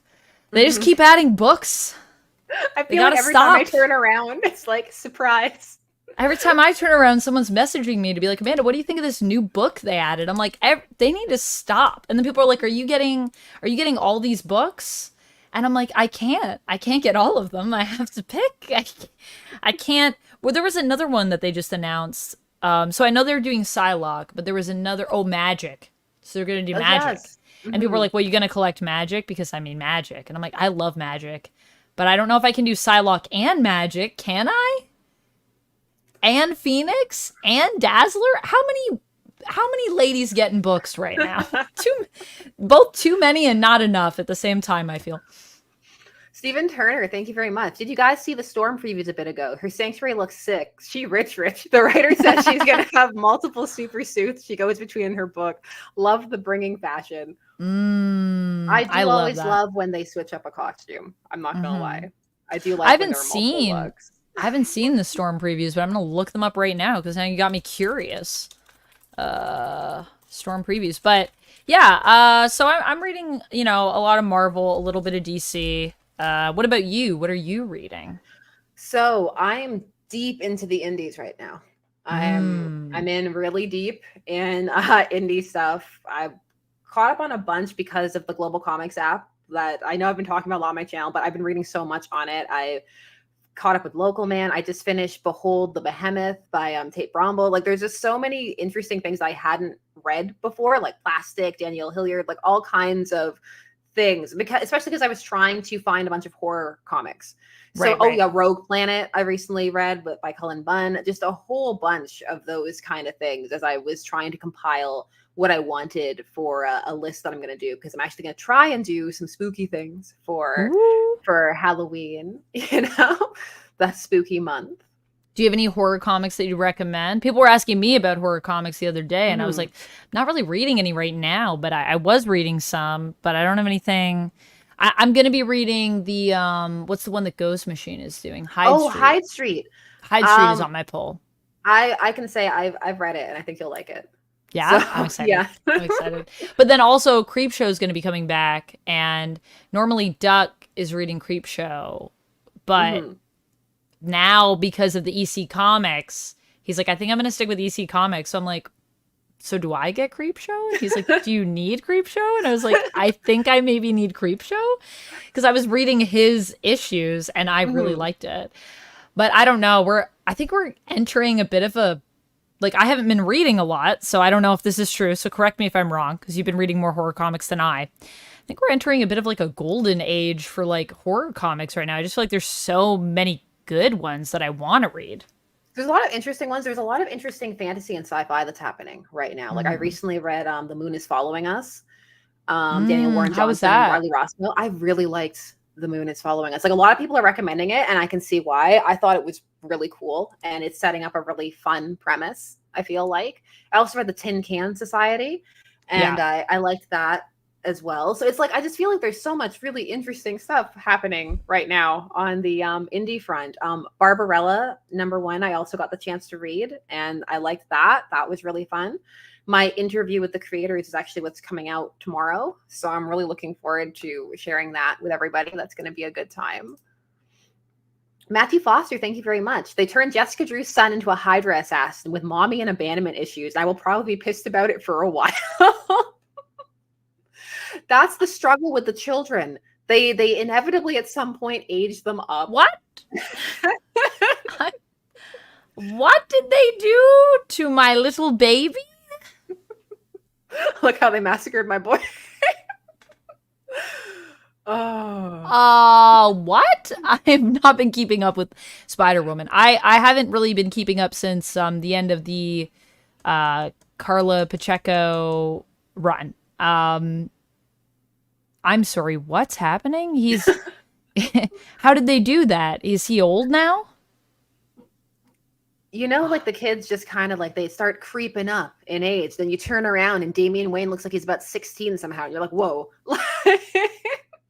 Yeah, but that was literally an infant. That was an infant. That was like just able to say like zappies and stuff. Like That's soap opera rules. Oh my gosh, Ben Chan, not Aqua Baby. No aging up for him. oh my god. That's dark. Oh, Black Manta made sure of that. I love how dark it is, though. Yeah, that's true. No aging up for Aqua Baby. Baby forever. Yeah, I personally am. I'm looking at the previews for Storm now. Oh, these are pretty interesting. Can I put this in here? Will this go everywhere? I don't know if I can send links on your page. We'll see. I think you can send it to me. I see that you put it. I put it, so then you could copy it. If you put it in the private, if you put it in the private chat, I think I can. Private chat. I think I can copy it from there. It. Yeah, then I. But yeah, that's it. If you also want to check it out, but I'm looking at it right now. Ooh, yeah. Oh yeah, I did see because I remember seeing the outfits. Oh, I great. do like the outfits. Hold on, we can look at it together. Actually, I feel like I did see this, but I don't think I read it. I think I just saw like, I don't know, probably just saw it on Reddit or something. Someone was sharing it. Boop, boop, boop, boop. Dang, yo. Dang. There we go. So now we can all look at it. There we go. Costumes. Hey. Yeah, I personally also just feel like I have a lot more. It's interesting. It's a weird era for X-Men where I feel like the solo books are stronger than the team books in some ways. Except for Uncanny. Which books are you liking the most? I think it would be Uncanny, Exceptional. I don't know. Dazzler might be next now. I don't know. I really liked Dazzler. I was very impressed with Dazzler. But I think I'm going to say Uncanny, Exceptional. Yeah, and Dazzler. That's what I'm going to say. I like this costume. I really do like this costume. I also like this costume. Also, her hair. Like, dang. Storm tends to have good costumes, though. So she does. I mean, she's not usually in an outfit that people are hating on. Not usually. Anyways. Yeah, I'm always hearing Lummox Beast is saying Energon Universe books are my favorite right now. A lot of people are really enjoying Energon. I gotta catch up. I gotta catch up. I got all the Joe stuff. I just gotta read it. Mm-hmm. But I'm really excited to read Scarlet. Really excited to catch up on all of that. That's why I'm actually doing my reading week, because I'm so behind on so many things that I was like, I really just have way too many. I have like a full bin, and then I have like a stack that's like higher than this screen is. And I also have trades that I need to read, and so it's just too many things. I really like Wolverine Revenge too, actually. Have you read this yet? Not yet. I've been catching up on Conan. Oh, Conan's good right now. I've really been enjoying Conan a lot. So I've been peeking in here and there, and it's a good time. I really also want to catch up on my Vampirella stuff. I want to get back into Vampirella. Dark Reflections is a good time because they always have lots of different Vampirella things going on. But Dark Reflections, the ones with her daughter, that one's really cool. They also have when they were doing the Dracula comics. Who was doing that? It's like the Monster Universe. Who's doing the Monster Universe? Oh, yes. And then I saw they were doing a Frankenstein one and stuff as well. I want to catch up on all of that too. And I'm like, this is the problem though. I want to read everything. And then people are like, what are you reading? I'm like, well, I'm reading these things. And people are like, what about the other comics? And I'm like, they're on the list. One day. I wish I could just read instead of sleep. That would be really helpful. Oh, I had a cool moment that I didn't get a chance to tell you. It was I've been posting. Remember how we were talking about posting shorts about like indie things? Yes. I started posting some indie shorts because I've been reading Local Man and I can't stop thinking about it. So I had these little moments in my brain. So I started posting about them. And there was an art error in issue 1 and I made a short about it. And the artist, Tony Fleece, saw it and responded and said he's going to fix it for future volumes. Oh, my goodness. Response from the artist. The artist is like, oh, shoot. You caught me. So I'm like, hold on to your volume 1s with there. They're going to be valuable now. Now you've turned those into collector's items. We always love that. But That's really cool. I'd recommend people reading Local Man. It's got a lot of homages to the 90s and stuff in it in a Mm-hmm. really fun way. So I've been catching up on a lot of rereading some 90s things in like preparation for like the relaunch of The Darkness in 2025 and stuff like that. So Okay, so I'm gonna get out my very long reading list, and I gotta add Local Man to it. Let me just scroll down here to page 11. that's horrifying. Yeah, it's very long. But what was the horror comic that you were saying? Oh, which one? Yeah, that Oh, you were oh, like recommending. I would recommend Wild's End personally. Like I liked Wild's End a lot. And what was It's the not other new. one you were talking about? That's not horror, but fantasy. Oh, The Moon is Following Us. The moon is following us. Which has, I think, some very cool art by Rossmo in it. I really like his style when it's paired with fantasy type things, and so there's some really nice pages in that. See, this is like where I was a while ago because I feel like I was reading more indie stuff, and then I'm Hmm. now I'm trying to play catch up with all my like big two stuff. And now you're making me want to read more indie stuff. I'm like, oh, the constant cycle. It's a constant balancing act of, big two versus indie. Indie, this is the other thing I'll say about, we were talking about writers earlier. We were talking about this idea of people making choices that we don't always like as Mm. fans, and where does that come from, and why do people do these things. And I will say, I think the best way to actually judge a creative is to read something by them that is like independent, and that'll give you a better sense for like what they're like, because they're not as limited by things. I love the contrast. I like seeing both. I just think because it stretches different muscles to work on your own things versus having to work on somebody else's. So I think it's just I very feel like when you interesting. work on your own stuff, you're just more creatively free. So that's a better reflection of you as like a creative. But that being said, sometimes being creative is also knowing how to like work within the box. That is also a big part of Now, creativity. sometimes the box can yield very good results It can. And some people work better in the with box than like outside of it. that's Yeah. right. Yeah, so that is also something I guess to keep in mind. That's true. That's true. Some people are better when they have constraints, and some people are better when it's just like you're it's your own world. Hi Blake. Oh, she's saying that hey, I sat next to Band Yes, Tech 13 on the plane on route to SDCC last year. you did. Hi Blake, how's it going? We had such a fun chat. We were like, I forget. I think I was reading Wolverine or something, and then Blake was like, "Are you reading? Are you reading Wolverine?" And then we just started talking about comics, and I was like, "Oh, wait, I know who you are." That was so cool. How are you doing, by the way? Also, how is everything going? I feel like you have hopefully been having a good few years with everything that you've been working on. I've been following along a little bit just with what you've been doing with the company, and it looks pretty cool. So yeah. You always have the best plane rides. Like you're I always have good plane rides. I talked to a lot of people. This year for SDCC, I was sitting in front of Jim Zub. So, but I mean, I also know Jim, but then Duck was beside me reading Conan, and then Jim was talking to the person he was sitting next to about it, and then he's like, "Oh, could I actually borrow that to show Conan?" So that was pretty cool. I'm And gonna be then also talking to you talking about soon, Conan. so I'm excited. Nice. I'm excited for Yeah, that. That's gonna be I'm fun. excited for you. I mean, Conan is like, I don't know. It's like on the top of the world right now. I feel like everyone, if you like Conan, this is a good time to be reading it. Yeah. Yeah, Blake says awesome. Lots on the go. Yeah, yeah, yeah. The North Valley Grimoire trade print paperback from Yes, Massive that's is out in coming out November. soon. Ooh, ooh, ooh, And ooh. Barbarella is out next week. Yes. So Yes, yes.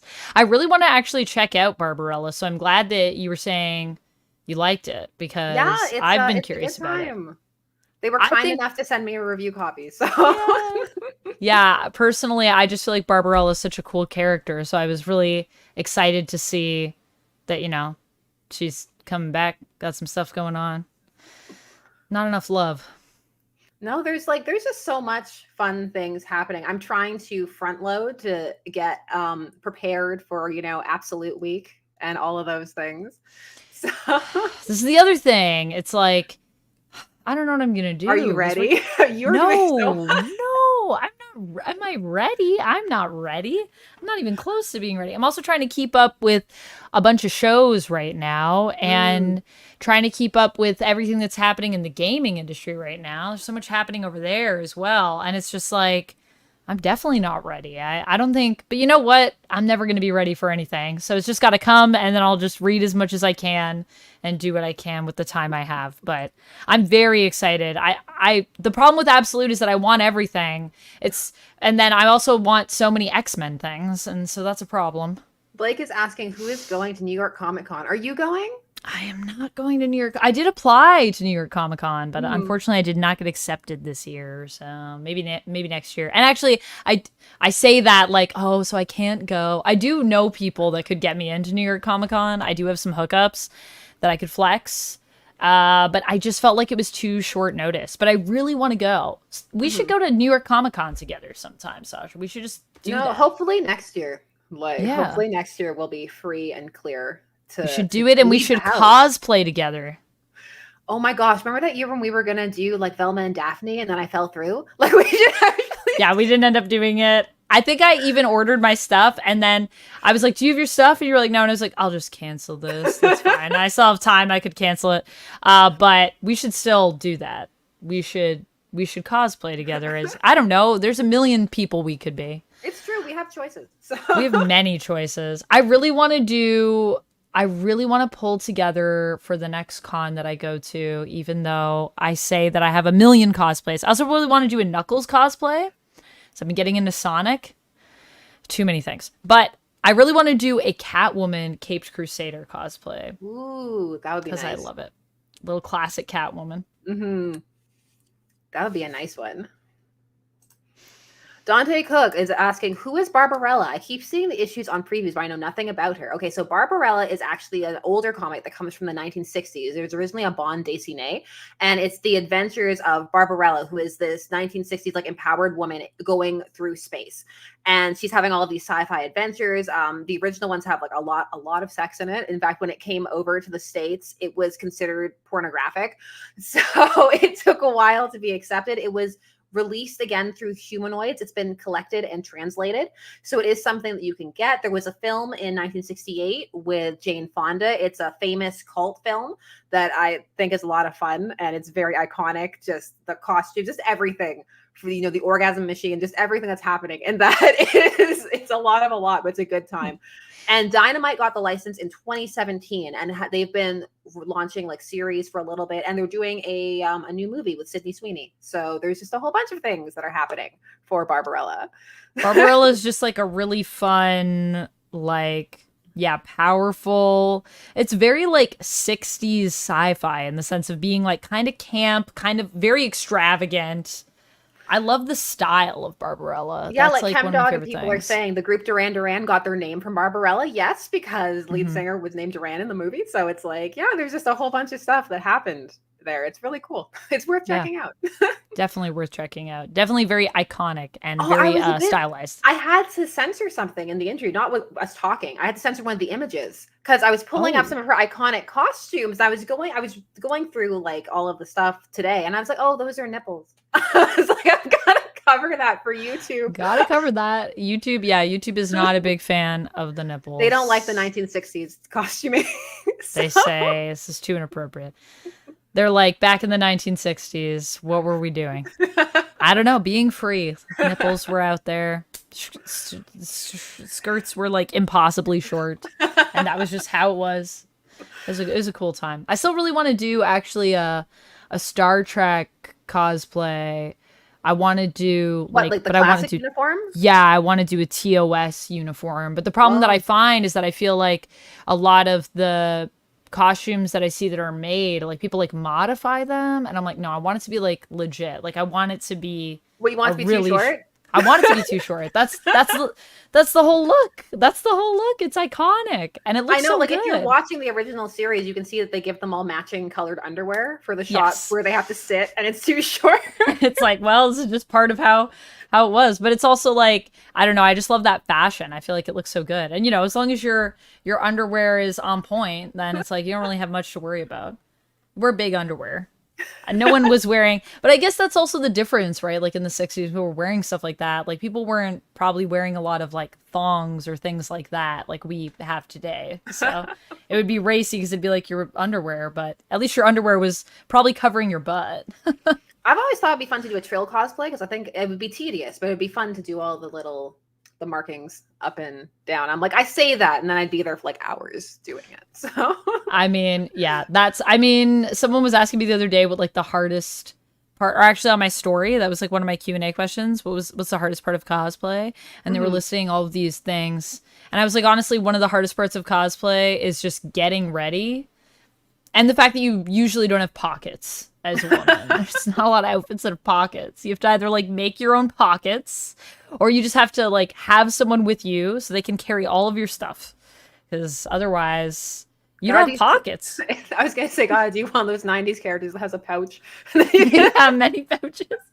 Ideally, do someone that's wearing like just things of pouches. Yeah, across. Cable cosplays only. That's the only cosplay I'm gonna do in the future.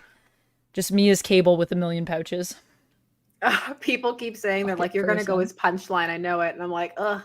I texted you the other day that I'd seen a full Punchline cosplay for sale. You said you were tempted to get it. I was like, you should get it and do a Punchline cosplay. Because it was all in one. It had all the things. I would have had to do nothing but my hair. So, and the makeup. I mean, I personally feel like a Punchline cosplay would be super fun, and I definitely support you doing any cosplays, but all cosplay.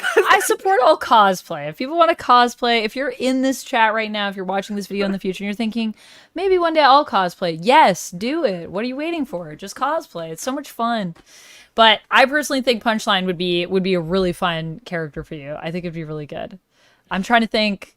I mean, we could do something that's like Gotham City Sirens inspired. I don't know who I could be. I guess I could be a few different people, but I could be Ivy if we want an Ivy. Ben Chan is saying, I do a Firebrand cosplay, but I can't find a shirt sheer enough. I know you need to get that see-through shirt. It's the only way. It's the only way. Actually, somebody commented on that video that was a type of undershirt that was used to protect another shirt that you were wearing, like back in the day. And so I'm like, that's interesting. I learned something today. So it's kind of like when people talk about the history of the trunks and all of that stuff. So lost fashion to the ages. Lost fashion. Chemdog is saying, I do have my 4th Dr. Sonic screwdriver. Well, then you're already a step of the way there, Chemdog. You just need a few more things. And I personally want to do a Doctor Who, like I want to cosplay as all the Doctors, and I want to do a Doctor Who cosplay calendar that's just me as all the Doctors. That's a dream I have. That'd be fun. It'd be really fun. I would need a lot more items for that one, but I already have some things. I have like parts of Doctor cosplays where like I have like 30 to 60% of a cosplay for Doctor Who, and then I just need to like finish the rest of the items. So, but that's a few cosplays that I have where I'm like, if I just got like 2 more things, I could wear this as a cosplay. You would need extra months at this point. I would. It'd have to be more than even like a leap year calendar or something. No, you gotta get that time turner, the Hermione time turner going, and then that's true. We'll just start it again at the beginning of the year, and we'll just run it through until there's no more months. So it'll be 12 months, and like when you get those weird calendars, you know, that they're like, this is a 16-month calendar, and you're like, why? I just saw some of those today, actually. I was out, and I was like, what? No. Yeah. Who buys those? Do you guys buy those? Tell me if you're one of those people. Pressure. No, yeah, right? I'm like, I guess if you just don't want to have to worry about replacing it. My dad does this horrific thing that I hate where he puts all the months up at the same time. And then he like crosses through the days. And I'm like, I hate that. It makes me feel like I have no time. And like every time I look at it, it stresses me out. Time is running out. Yeah. Yeah, I can't do that. I also just don't like the idea of fully knowing what day it is. Like, I always know what day it is because, you know, I live with the date on my phone and it's everywhere and I'm on a computer, so I'm constantly looking at it and I'm planning out streams and videos, so I'm always thinking about the date. But I don't want to be reminded of what day it is. I don't want to have to think about it unless I have to think about it. That's what I feel. Because it is anxiety inducing when you're like, there's like 3 days left in this month. Even though you're like, I know I'm just going to flip it and there'll be more days on the other page, but I don't like that either. Claude is saying he puts them all up that once represent all of time existing simultaneously. It's deep. Oh my goodness. I mean, I also feel like you could do one of those things where you just have one calendar. It's just 1 month. And you just like never fully fill it in. And then it can always be like any month could be any month. No, now I'm just thinking about how time. Sorry. I don't know. My brain's going into weird time places. It is also almost midnight in all fairness. That's why. That's why. My this is usually the part of the conversation, actually, I feel like, Sasha, where we get to weird topics that are not related to anything. And people will come in and say, wait a minute, talking about? I thought you guys talk about comics. And then we're like, well, right now we're talking about like the life of a moth or something and how moths are like some other thing that they remind us of. And we'll just go on weird tangents. And that's where my mind's going. It's going to like, what is time? I told you at the beginning of this that I have this, which is this Vietnamese coffee, and it was a terrible mistake. I can feel it right now. I'm so like extra caffeinated and like buzzed. I'm like, why did I do that? Coming up to like 3 editing things. When I came on and you were just like, don't worry. You were like, don't worry. It's all good. And then you're like, I had one of these. And I was like, oh no, I've been there. I've done that. I've done that actually before when I've been writing. And then it's like, all of a sudden the caffeine kicks in and I can just feel myself shift. And I'm like, like, it's like literally like Jim Carrey on the keyboard. Mothra, Mothman. There's lots of moths in comics. We could always bring it back to comics. That's the beautiful Killer thing. Moth too. You know, Killer Moth. Yeah. Killer Moth. The Batgirl connection right there. Yeah, Kyoto. That's it exactly. Oh my goodness. I do have many things to edit though, so that's always good. I am pleased to be able to do a compilation list for scary comics like this month, and I enjoy doing those kind of like rec lists of things and trying to find different things that are out there to show people, because there is just so much, you know. Yeah, I feel like those lists always make me nervous because then I'm always like, I hope I don't forget something. But I think we were talking about this last time we did a stream, actually, with that idea of when you have to recommend something and then you can't think of anything, and then all of a sudden you think of like 10 things, and then you can't stop thinking of things, and you're like, uh-oh, now what do I pick? Now I have like 40 things, and now I need to get this down to like 5 or something. I've embraced that you can just make the list whatever number you want. Yeah. Well, just whenever you feel like you're done, you're done. There's no... Exactly. You don't have to stop at any particular time. It's more for me when someone asks me for a recommendation for one thing, you know? And I'm like, oh, I can't think of anything. And then all of a sudden I think of 20 things. And then I'm just like listing 20 things. Like, that's cool. But like, which one? And I'm like, oh, I don't know. Which one? I mean, they're all great. Are you going to do a Dazzler review on your channel? Yes, I am. I want to do a Dazzler review. I still want to talk about Exceptional X-Men because I was very surprised by that book. I want to do Uncanny. I'm going to probably follow along with Uncanny, so I'll probably do like issue by issue. But yeah, I definitely want to talk about Dazzler. And I still want to talk about Phoenix. The problem is... Have you reconciled the art thing? Or... I don't know. I gotta think. I gotta think about it. It's my problem with my comic book videos is the way that I do those is different from the way that I do other videos. So when I do comics, I script. Yeah. So I sit down and I actually write. And for other things, I don't really often do that. Sometimes, but for the most part, I make notes and then I just go from my notes. And sometimes I just talk. Like my Agatha All Along episode 3 video today, I thought about making notes, and then I said, I know what I want to say, and I just said it. So it's hard because sitting down and writing, especially after spending so long sitting down and writing every day, it's the actual sitting down to write thing that I struggle with. But then once I'm at the keyboard, I can't stop writing. So, but hopefully I'll have those out next week. That would be great. And then once I'm caught up on Wonder Woman, I also want to do a video on that because I have a lot of thoughts. And I'm going to do a video on Wolverine Revenge. I don't know when I'm going to write all these videos, but soon, hopefully. Veda Nagonia, thank you very much. What's your fave comic of the year so far? Mine is Where the Body Was by Brubaker and Phillips. The Tommy and Karina subplot hit very close to home. That's a hard question because I've been reading so much. I would say, favorite.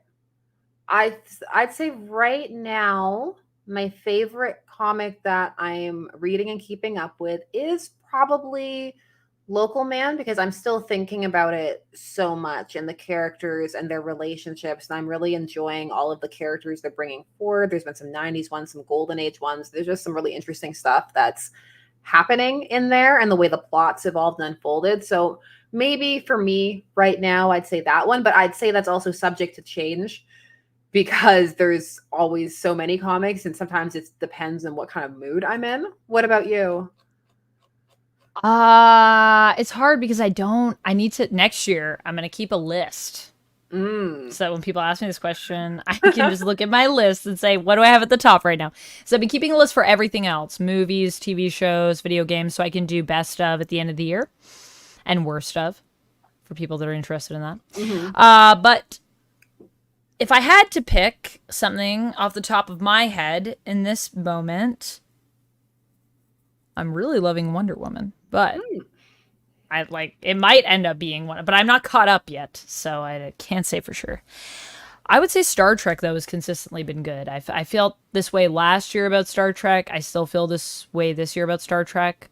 I really like Star Trek because it's just able to bring together so many characters and allow them to interact that we'll never see probably in the same way on screen together. And that has been killer for me as a Star Trek fan. So Star Trek, I think, is up there. And then maybe Wonder Woman. I mean, I'd also say there's some X-Men stuff, but we just don't have a lot of it yet. So I don't know. Can I say?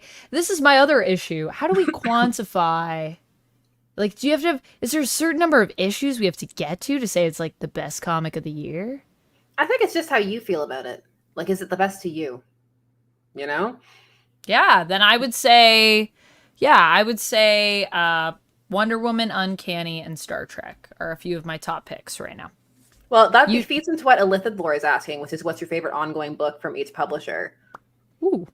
Well, there you go. That's Marvel, DC, and IDW. So there's those ones. What's your favorite comic from Image right now? Do you have a favorite comic from Image? I'm trying to remember if Local Man is Image or not, because it is. Yeah, Local Man's from Image. So there we go. There you go. Because I did a Rex video where I mixed up one of the companies. It was Dark Horse for something. Yeah, that was Helen of Windorn that I liked. So, which is another one that I'm enjoying. I wouldn't say as much as, say, a Local Man or something, but I'm definitely also enjoying that one. I was going to say that when it comes to Helen of Windorn, that is a comic that I've looked at it. I swear, every new issue that hits my shop, I'm like, ooh, I kind of want to get it. Just because I look at the cover and it sucks me in every time. So it's good to know that you're liking it. I might have to check that one out at some point. The art's gorgeous. It's really it's just pretty. Absolutely gorgeous. And because there's a lot of fantasy realm stuff in it, so you get just these tapestries of the other realm, and so you can just stop and look at it. They're really nice. Oh, AJ's asking, what about G.I. Joe comic books? Oh, I don't know. I need to catch up. Like I said, I gotta catch up. Can't pick yet until I'm caught up. But I've really been liking There's a book that just came back. Oh, what's it called? Image. Oh, Black Cloak. As soon as I started to type to try to find it it just autofilled for you. came right back into my head.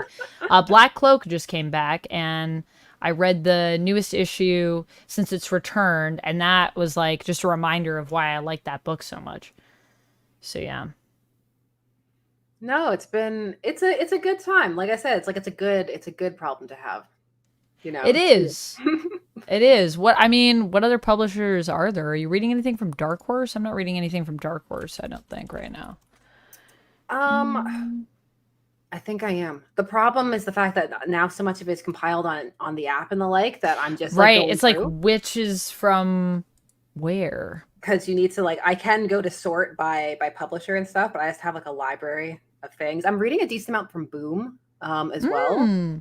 I was reading quite a bit from Boom a few years ago, but I haven't been. Someone was asking me about Boom stuff the other day, and I was like, I don't think I've really read anything from Boom recently, but I do like Boom. Although, no, I won't say what I'm gonna say. Never mind. Because I read Rare Flavors recently, the Rom V one, and that was Boom. And I really liked that one. I read it for the horror month, but it wasn't really a horror book. But I really ended up enjoying that. It was really interesting, and it played a lot with Hindu mythology, and I thought that was very, very interesting. Interesting. Ooh, I just see that Dark Horse has a Carmilla book. Amy Chu and Sue Lee.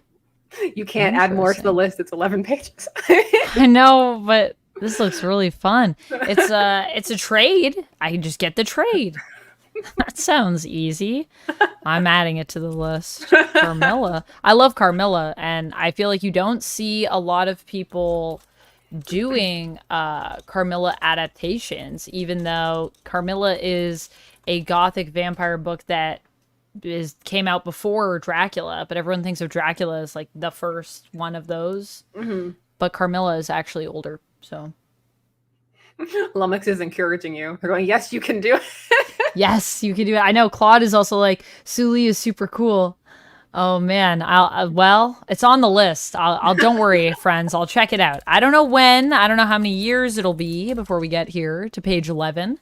But yeah, I have a lot of stuff. I mean, granted, there is stuff that's crossed out on my list if it makes anyone feel better. Right? I don't erase things from the list. I just strike them out to say I've already read that. Which maybe I should remove them, because then it wouldn't sound so scary when I say to people, it's a very long list, and then I say 11 pages long. And super tiny print. No, I'm just kidding. The print is normal. It's regular size. font. Yeah, it's like 12 point. But yeah, I need to add. I'm going to add it right now in preparation for next year. I'm going to add right now top comics, and I'm even going to add top novels. Ooh. Yeah, that's me being like just very ambitious, in the sense of me thinking I'm going to read enough novels that I'm going to have a top list for that. I don't know if I have enough time. Although, I don't know, audiobooks honestly could be a thing. I listen to a lot of audiobooks. Do you listen to audiobooks, Sasha? I do. I do this weird thing too where, I don't know, maybe it's not weird, but if there's something and it has multiple versions, like there's a book, I'll read the book, I'll listen to the audiobook, and then if there's a comic, I'll read that too. I'll kind of just go through every single version of that. That's how I really came to love Rawhead Rex, which almost made my list of horror comics. But then I realized not only is it kind of hard to get a hold of, but I would have to censor the villain the entire time because his head kind of looks like a giant penis. And so I wasn't sure. So you're like, I don't know if we can do that. And I was like, I don't know if I want to commit to that. Like maybe next time, maybe I'll put a different Clive Barker thing from the Books of Blood on there and test the waters with that. So you need to have like some sort of, I don't know, a place where you can show the nipples and Barbarella and have this villain whose head kind of looks like a giant penis. We need to have a space, a safe space where you can do that. Is it Patreon? Can you do that on Patreon, guys? I don't know. But because I feel like people would be here for these. And it's unfortunate that, YouTube is I'm not as big a fan of that. Although I understand. They have a lot of things to consider, which is why they make these choices. Even though I don't always agree with them, I understand why they do them. Well, it's like the recent like thing with the 3 video thing where if you put out more than 3, it stops your notifications. I learned that the hard way. Oh, no, you didn't know. Oh, I'm sorry. I should have told you. I knew about that.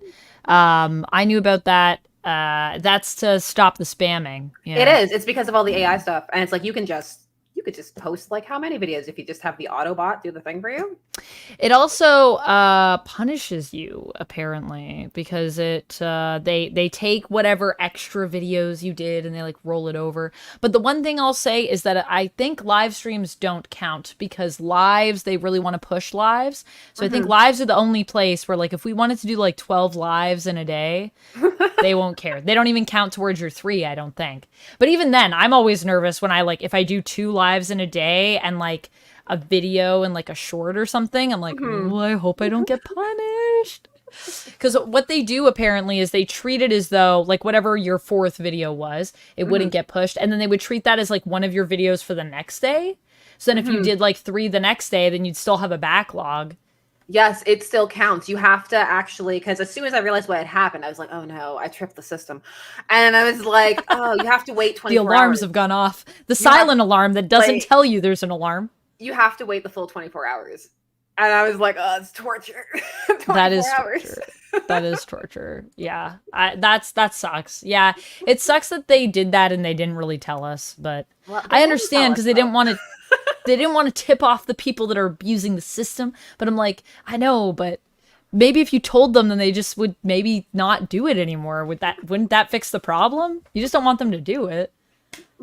I don't know. Yeah, it's YouTube is a funny place. There are many rules. Many of them we don't know. You always have to be on your toes. You know, it's always evolving, always changing. It's always changing, and sometimes those changes are being communicated, and sometimes those changes are kept super secret. And the way we find out is through all of us talking to each other and being like, did you see this thing? And it's like, oh yeah, that's a thing. The thing they're doing now.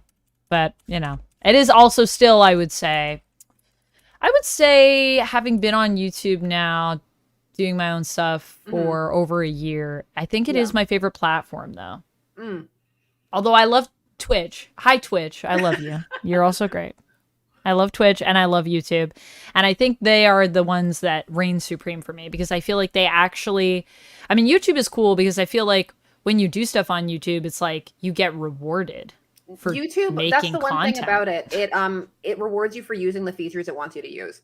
Yeah. And so if it's like, we want you to make shorts and you make a short, it's like, thank you for making a short. Yeah, they're like, cool, we're going to like show you to people because you made a short and we appreciate that. As opposed to other platforms where they'll give you all these new tools and you use them and you work really hard and then they're like, cool, we're going to actually show your stuff to like 10% of your audience. And you're like, why? Show it to all my audience. And then people are like, I don't know where you went. I can't find you anymore. Like, I never see you. And I'm like, I don't know. The platform doesn't want to promote me. I don't know what's happening. But YouTube, I feel like, you know, they got our backs for the most part. I admittedly have a soft spot for YouTube because I've been on YouTube since high school in some capacity. Yeah. So I'm just like, I definitely have a very soft spot for this platform. So honestly, people will also ask me how old my channel is. And this channel, I actually started it in... This channel, meaning my channel, not Sasha's channel, if you're watching on her channel, just to be clear. This one. Yes. I started, I think, in like 2006 or something. It's like really old because it's the channel I started when I was in high school. Oh boy. What a time. What a time to be alive. My first ever channel was making music videos, like AMVs. And no stuff like way. that. Like Stop. fan videos. Yeah. Fan videos. Yeah. Do you still have them? Are they privated? No, I left it up. I let it live, you know, and I actually got my first job ever because of those videos. So I'm like, no, they get to live. So Oh, okay. So it's not this channel then, obviously. No, it's a different one. Like, no one will know the secrets. I'm like, oh, it's not a secret. Anybody can watch them. They're cringe, but I have a fondness for them. So. That's like, I have some videos that are on this channel that I don't have up that are like videos I made like with my friends. We like wrote scripts and like made movies, and Mm-hmm. that was a whole thing that we did. But I'm not deleting them. I'm like, I'll still keep those videos because I think they're a part of my life as a content creator. It's where I started. But I'll never make them public. They just sit there. They just sit there in the background for me alone. But How that's many really Linkin cool. Park songs? None. No Linkin Park songs. I know that was the thing back then. In fact, I sadly some of them got removed by YouTube. I didn't remove them, but I did make some Dragon Ball Z music videos, and they were to Mr. Craft and stuff, and they weren't to Linkin Park. And I remember at the time feeling cool because I wasn't using Linkin Park. I was like, my Dragon Ball Z videos have dance and techno music Oh my in the gosh. background. James asking, how about your live journal? Did you have a Oh, live journal? I did have a live journal. I just used Mm. it to make little, I remember making little DPs and like icons and stuff. I used to make them. I used to make them for Garrick and Bashir. So, I love it. Oh my goodness, live journal's a throwback. What a good mhm. time. Did you have one? Yes, I did have a live journal. I think I used mine as an actual journal, so no one looked that up. I don't even know where it is. My favorite is when people in my community find stuff from when I wrote online and stuff, and they'll be like, I found this. Like someone found my, oh, I forget what it was, but it was a site where I had like fan fiction Mm, up, and then some people were asking me when I was going to write more chapters. It was like a Harry Potter fan fiction hmm about Draco Malfoy.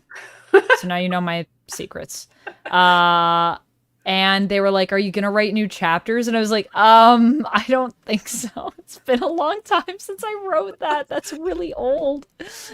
But also, I love that you loved it to the point that you asked me if I was going to write new chapters. That's really cute. I mean, I've thought about going back though and writing some fan fiction because I did, and I do love creative writing. I do love to hmm write, but it's just finding the time to sit down and do creative writing is a whole other thing because it's different than when you write about like a book and you're writing about your thoughts on a book.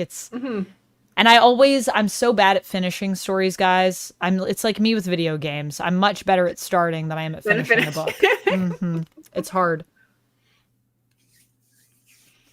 No, my fanfics are still up there somewhere. Like, Somewhere. yeah, third. I think I was on fanfiction.net. Yeah, I was on Oh, fanfiction.net. okay. So like old school, like Old real school, old. old school. Yeah.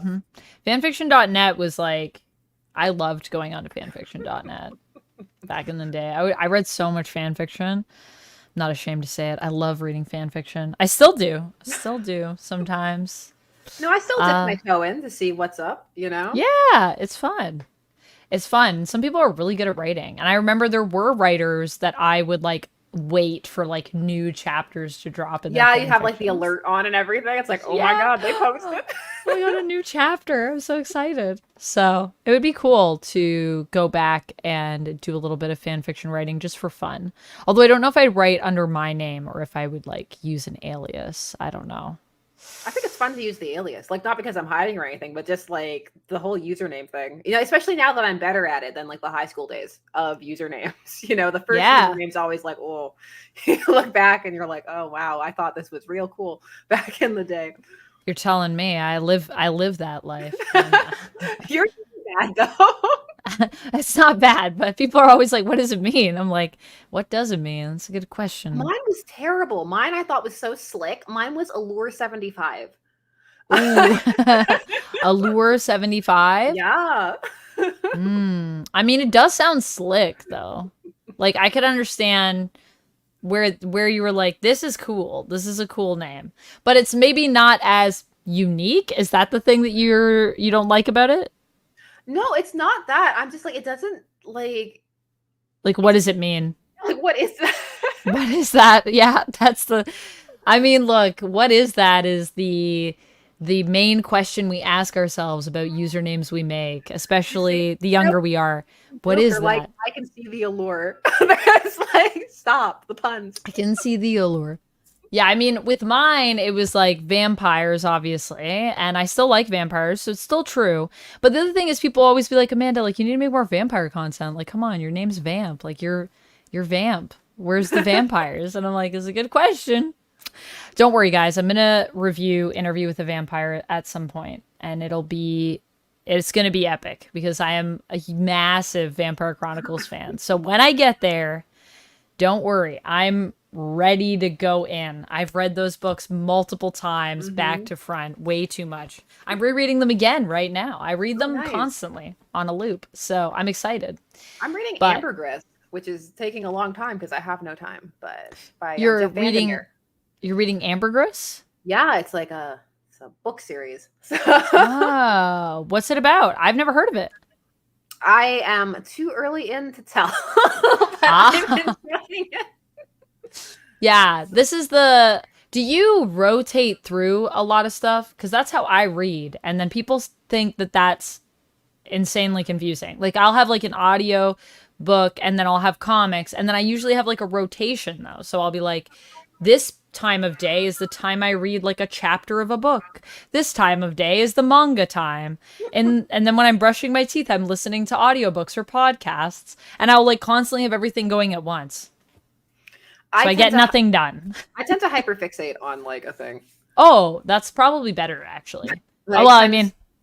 And so then like you'll see that. I think it'll be manifest in the content where it's like Owlman. You mean all the Owlman? So yeah. Like every Owlman? Like, what if we did that until I'm just like now this other thing?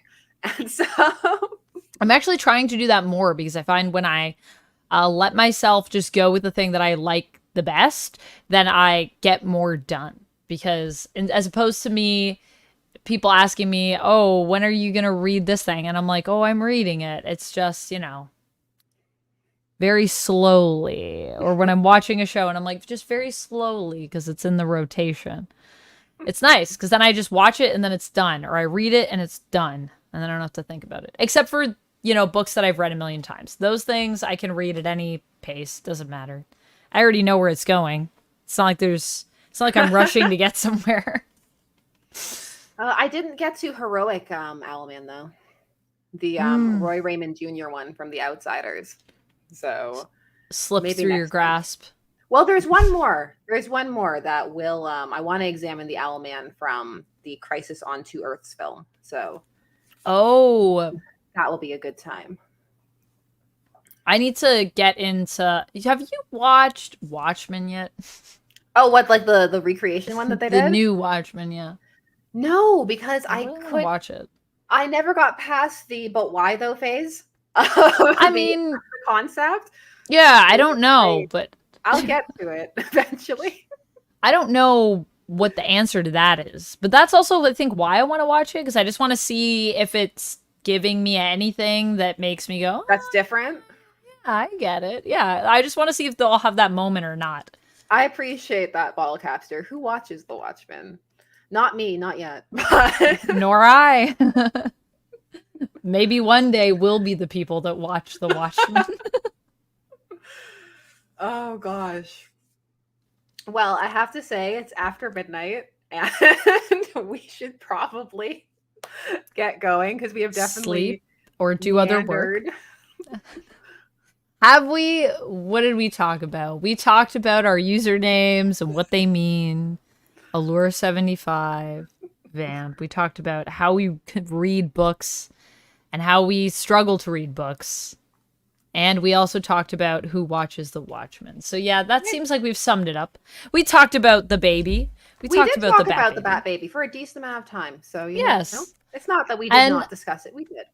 I hope we get to discuss more of it because I quite enjoyed it. And I love that there's multiple volumes. How many volumes are there? We're up to 3. So I think that might be it.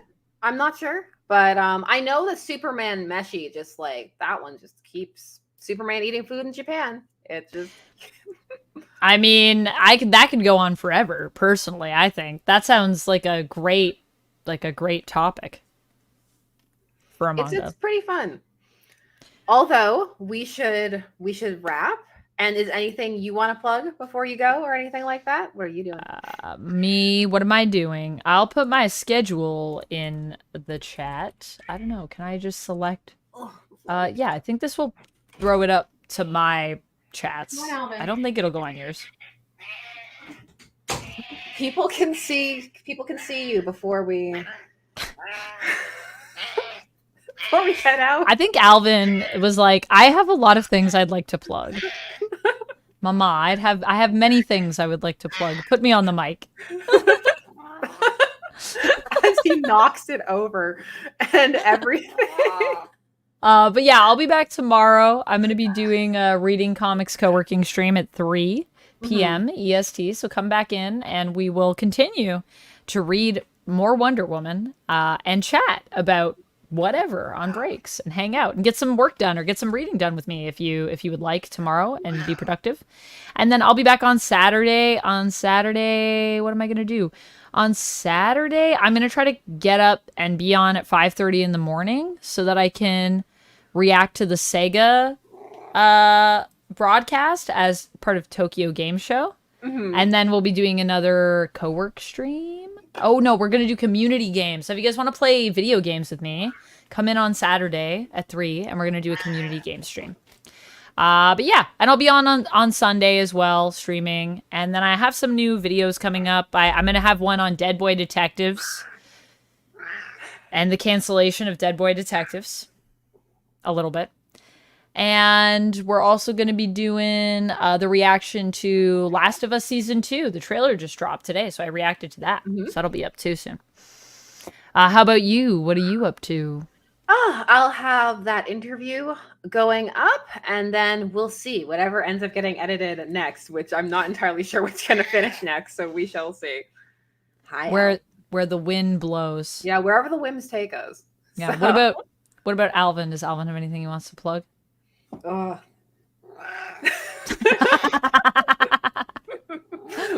He's like, yes. Catch me here on stream, says Alvin. Sometimes I guest star. So cute. Well, thanks everybody for coming and watching across the various channels and all of that good stuff. And we'll be back with lots of stuff, and we'll definitely stream together again soon in the near future. So that will definitely happen. I'm trying to get Sasha to come play Baldur's Gate with me, so maybe that will happen at some point. Oh my goodness. If Alvin allows it to happen, of course. Oh, well, I think we have to end at the same time. So yes. We'll do that. Say goodbye to everybody. Goodbye. What do I push to end Bye, this? everyone. Stay nerdy, everyone. I don't know.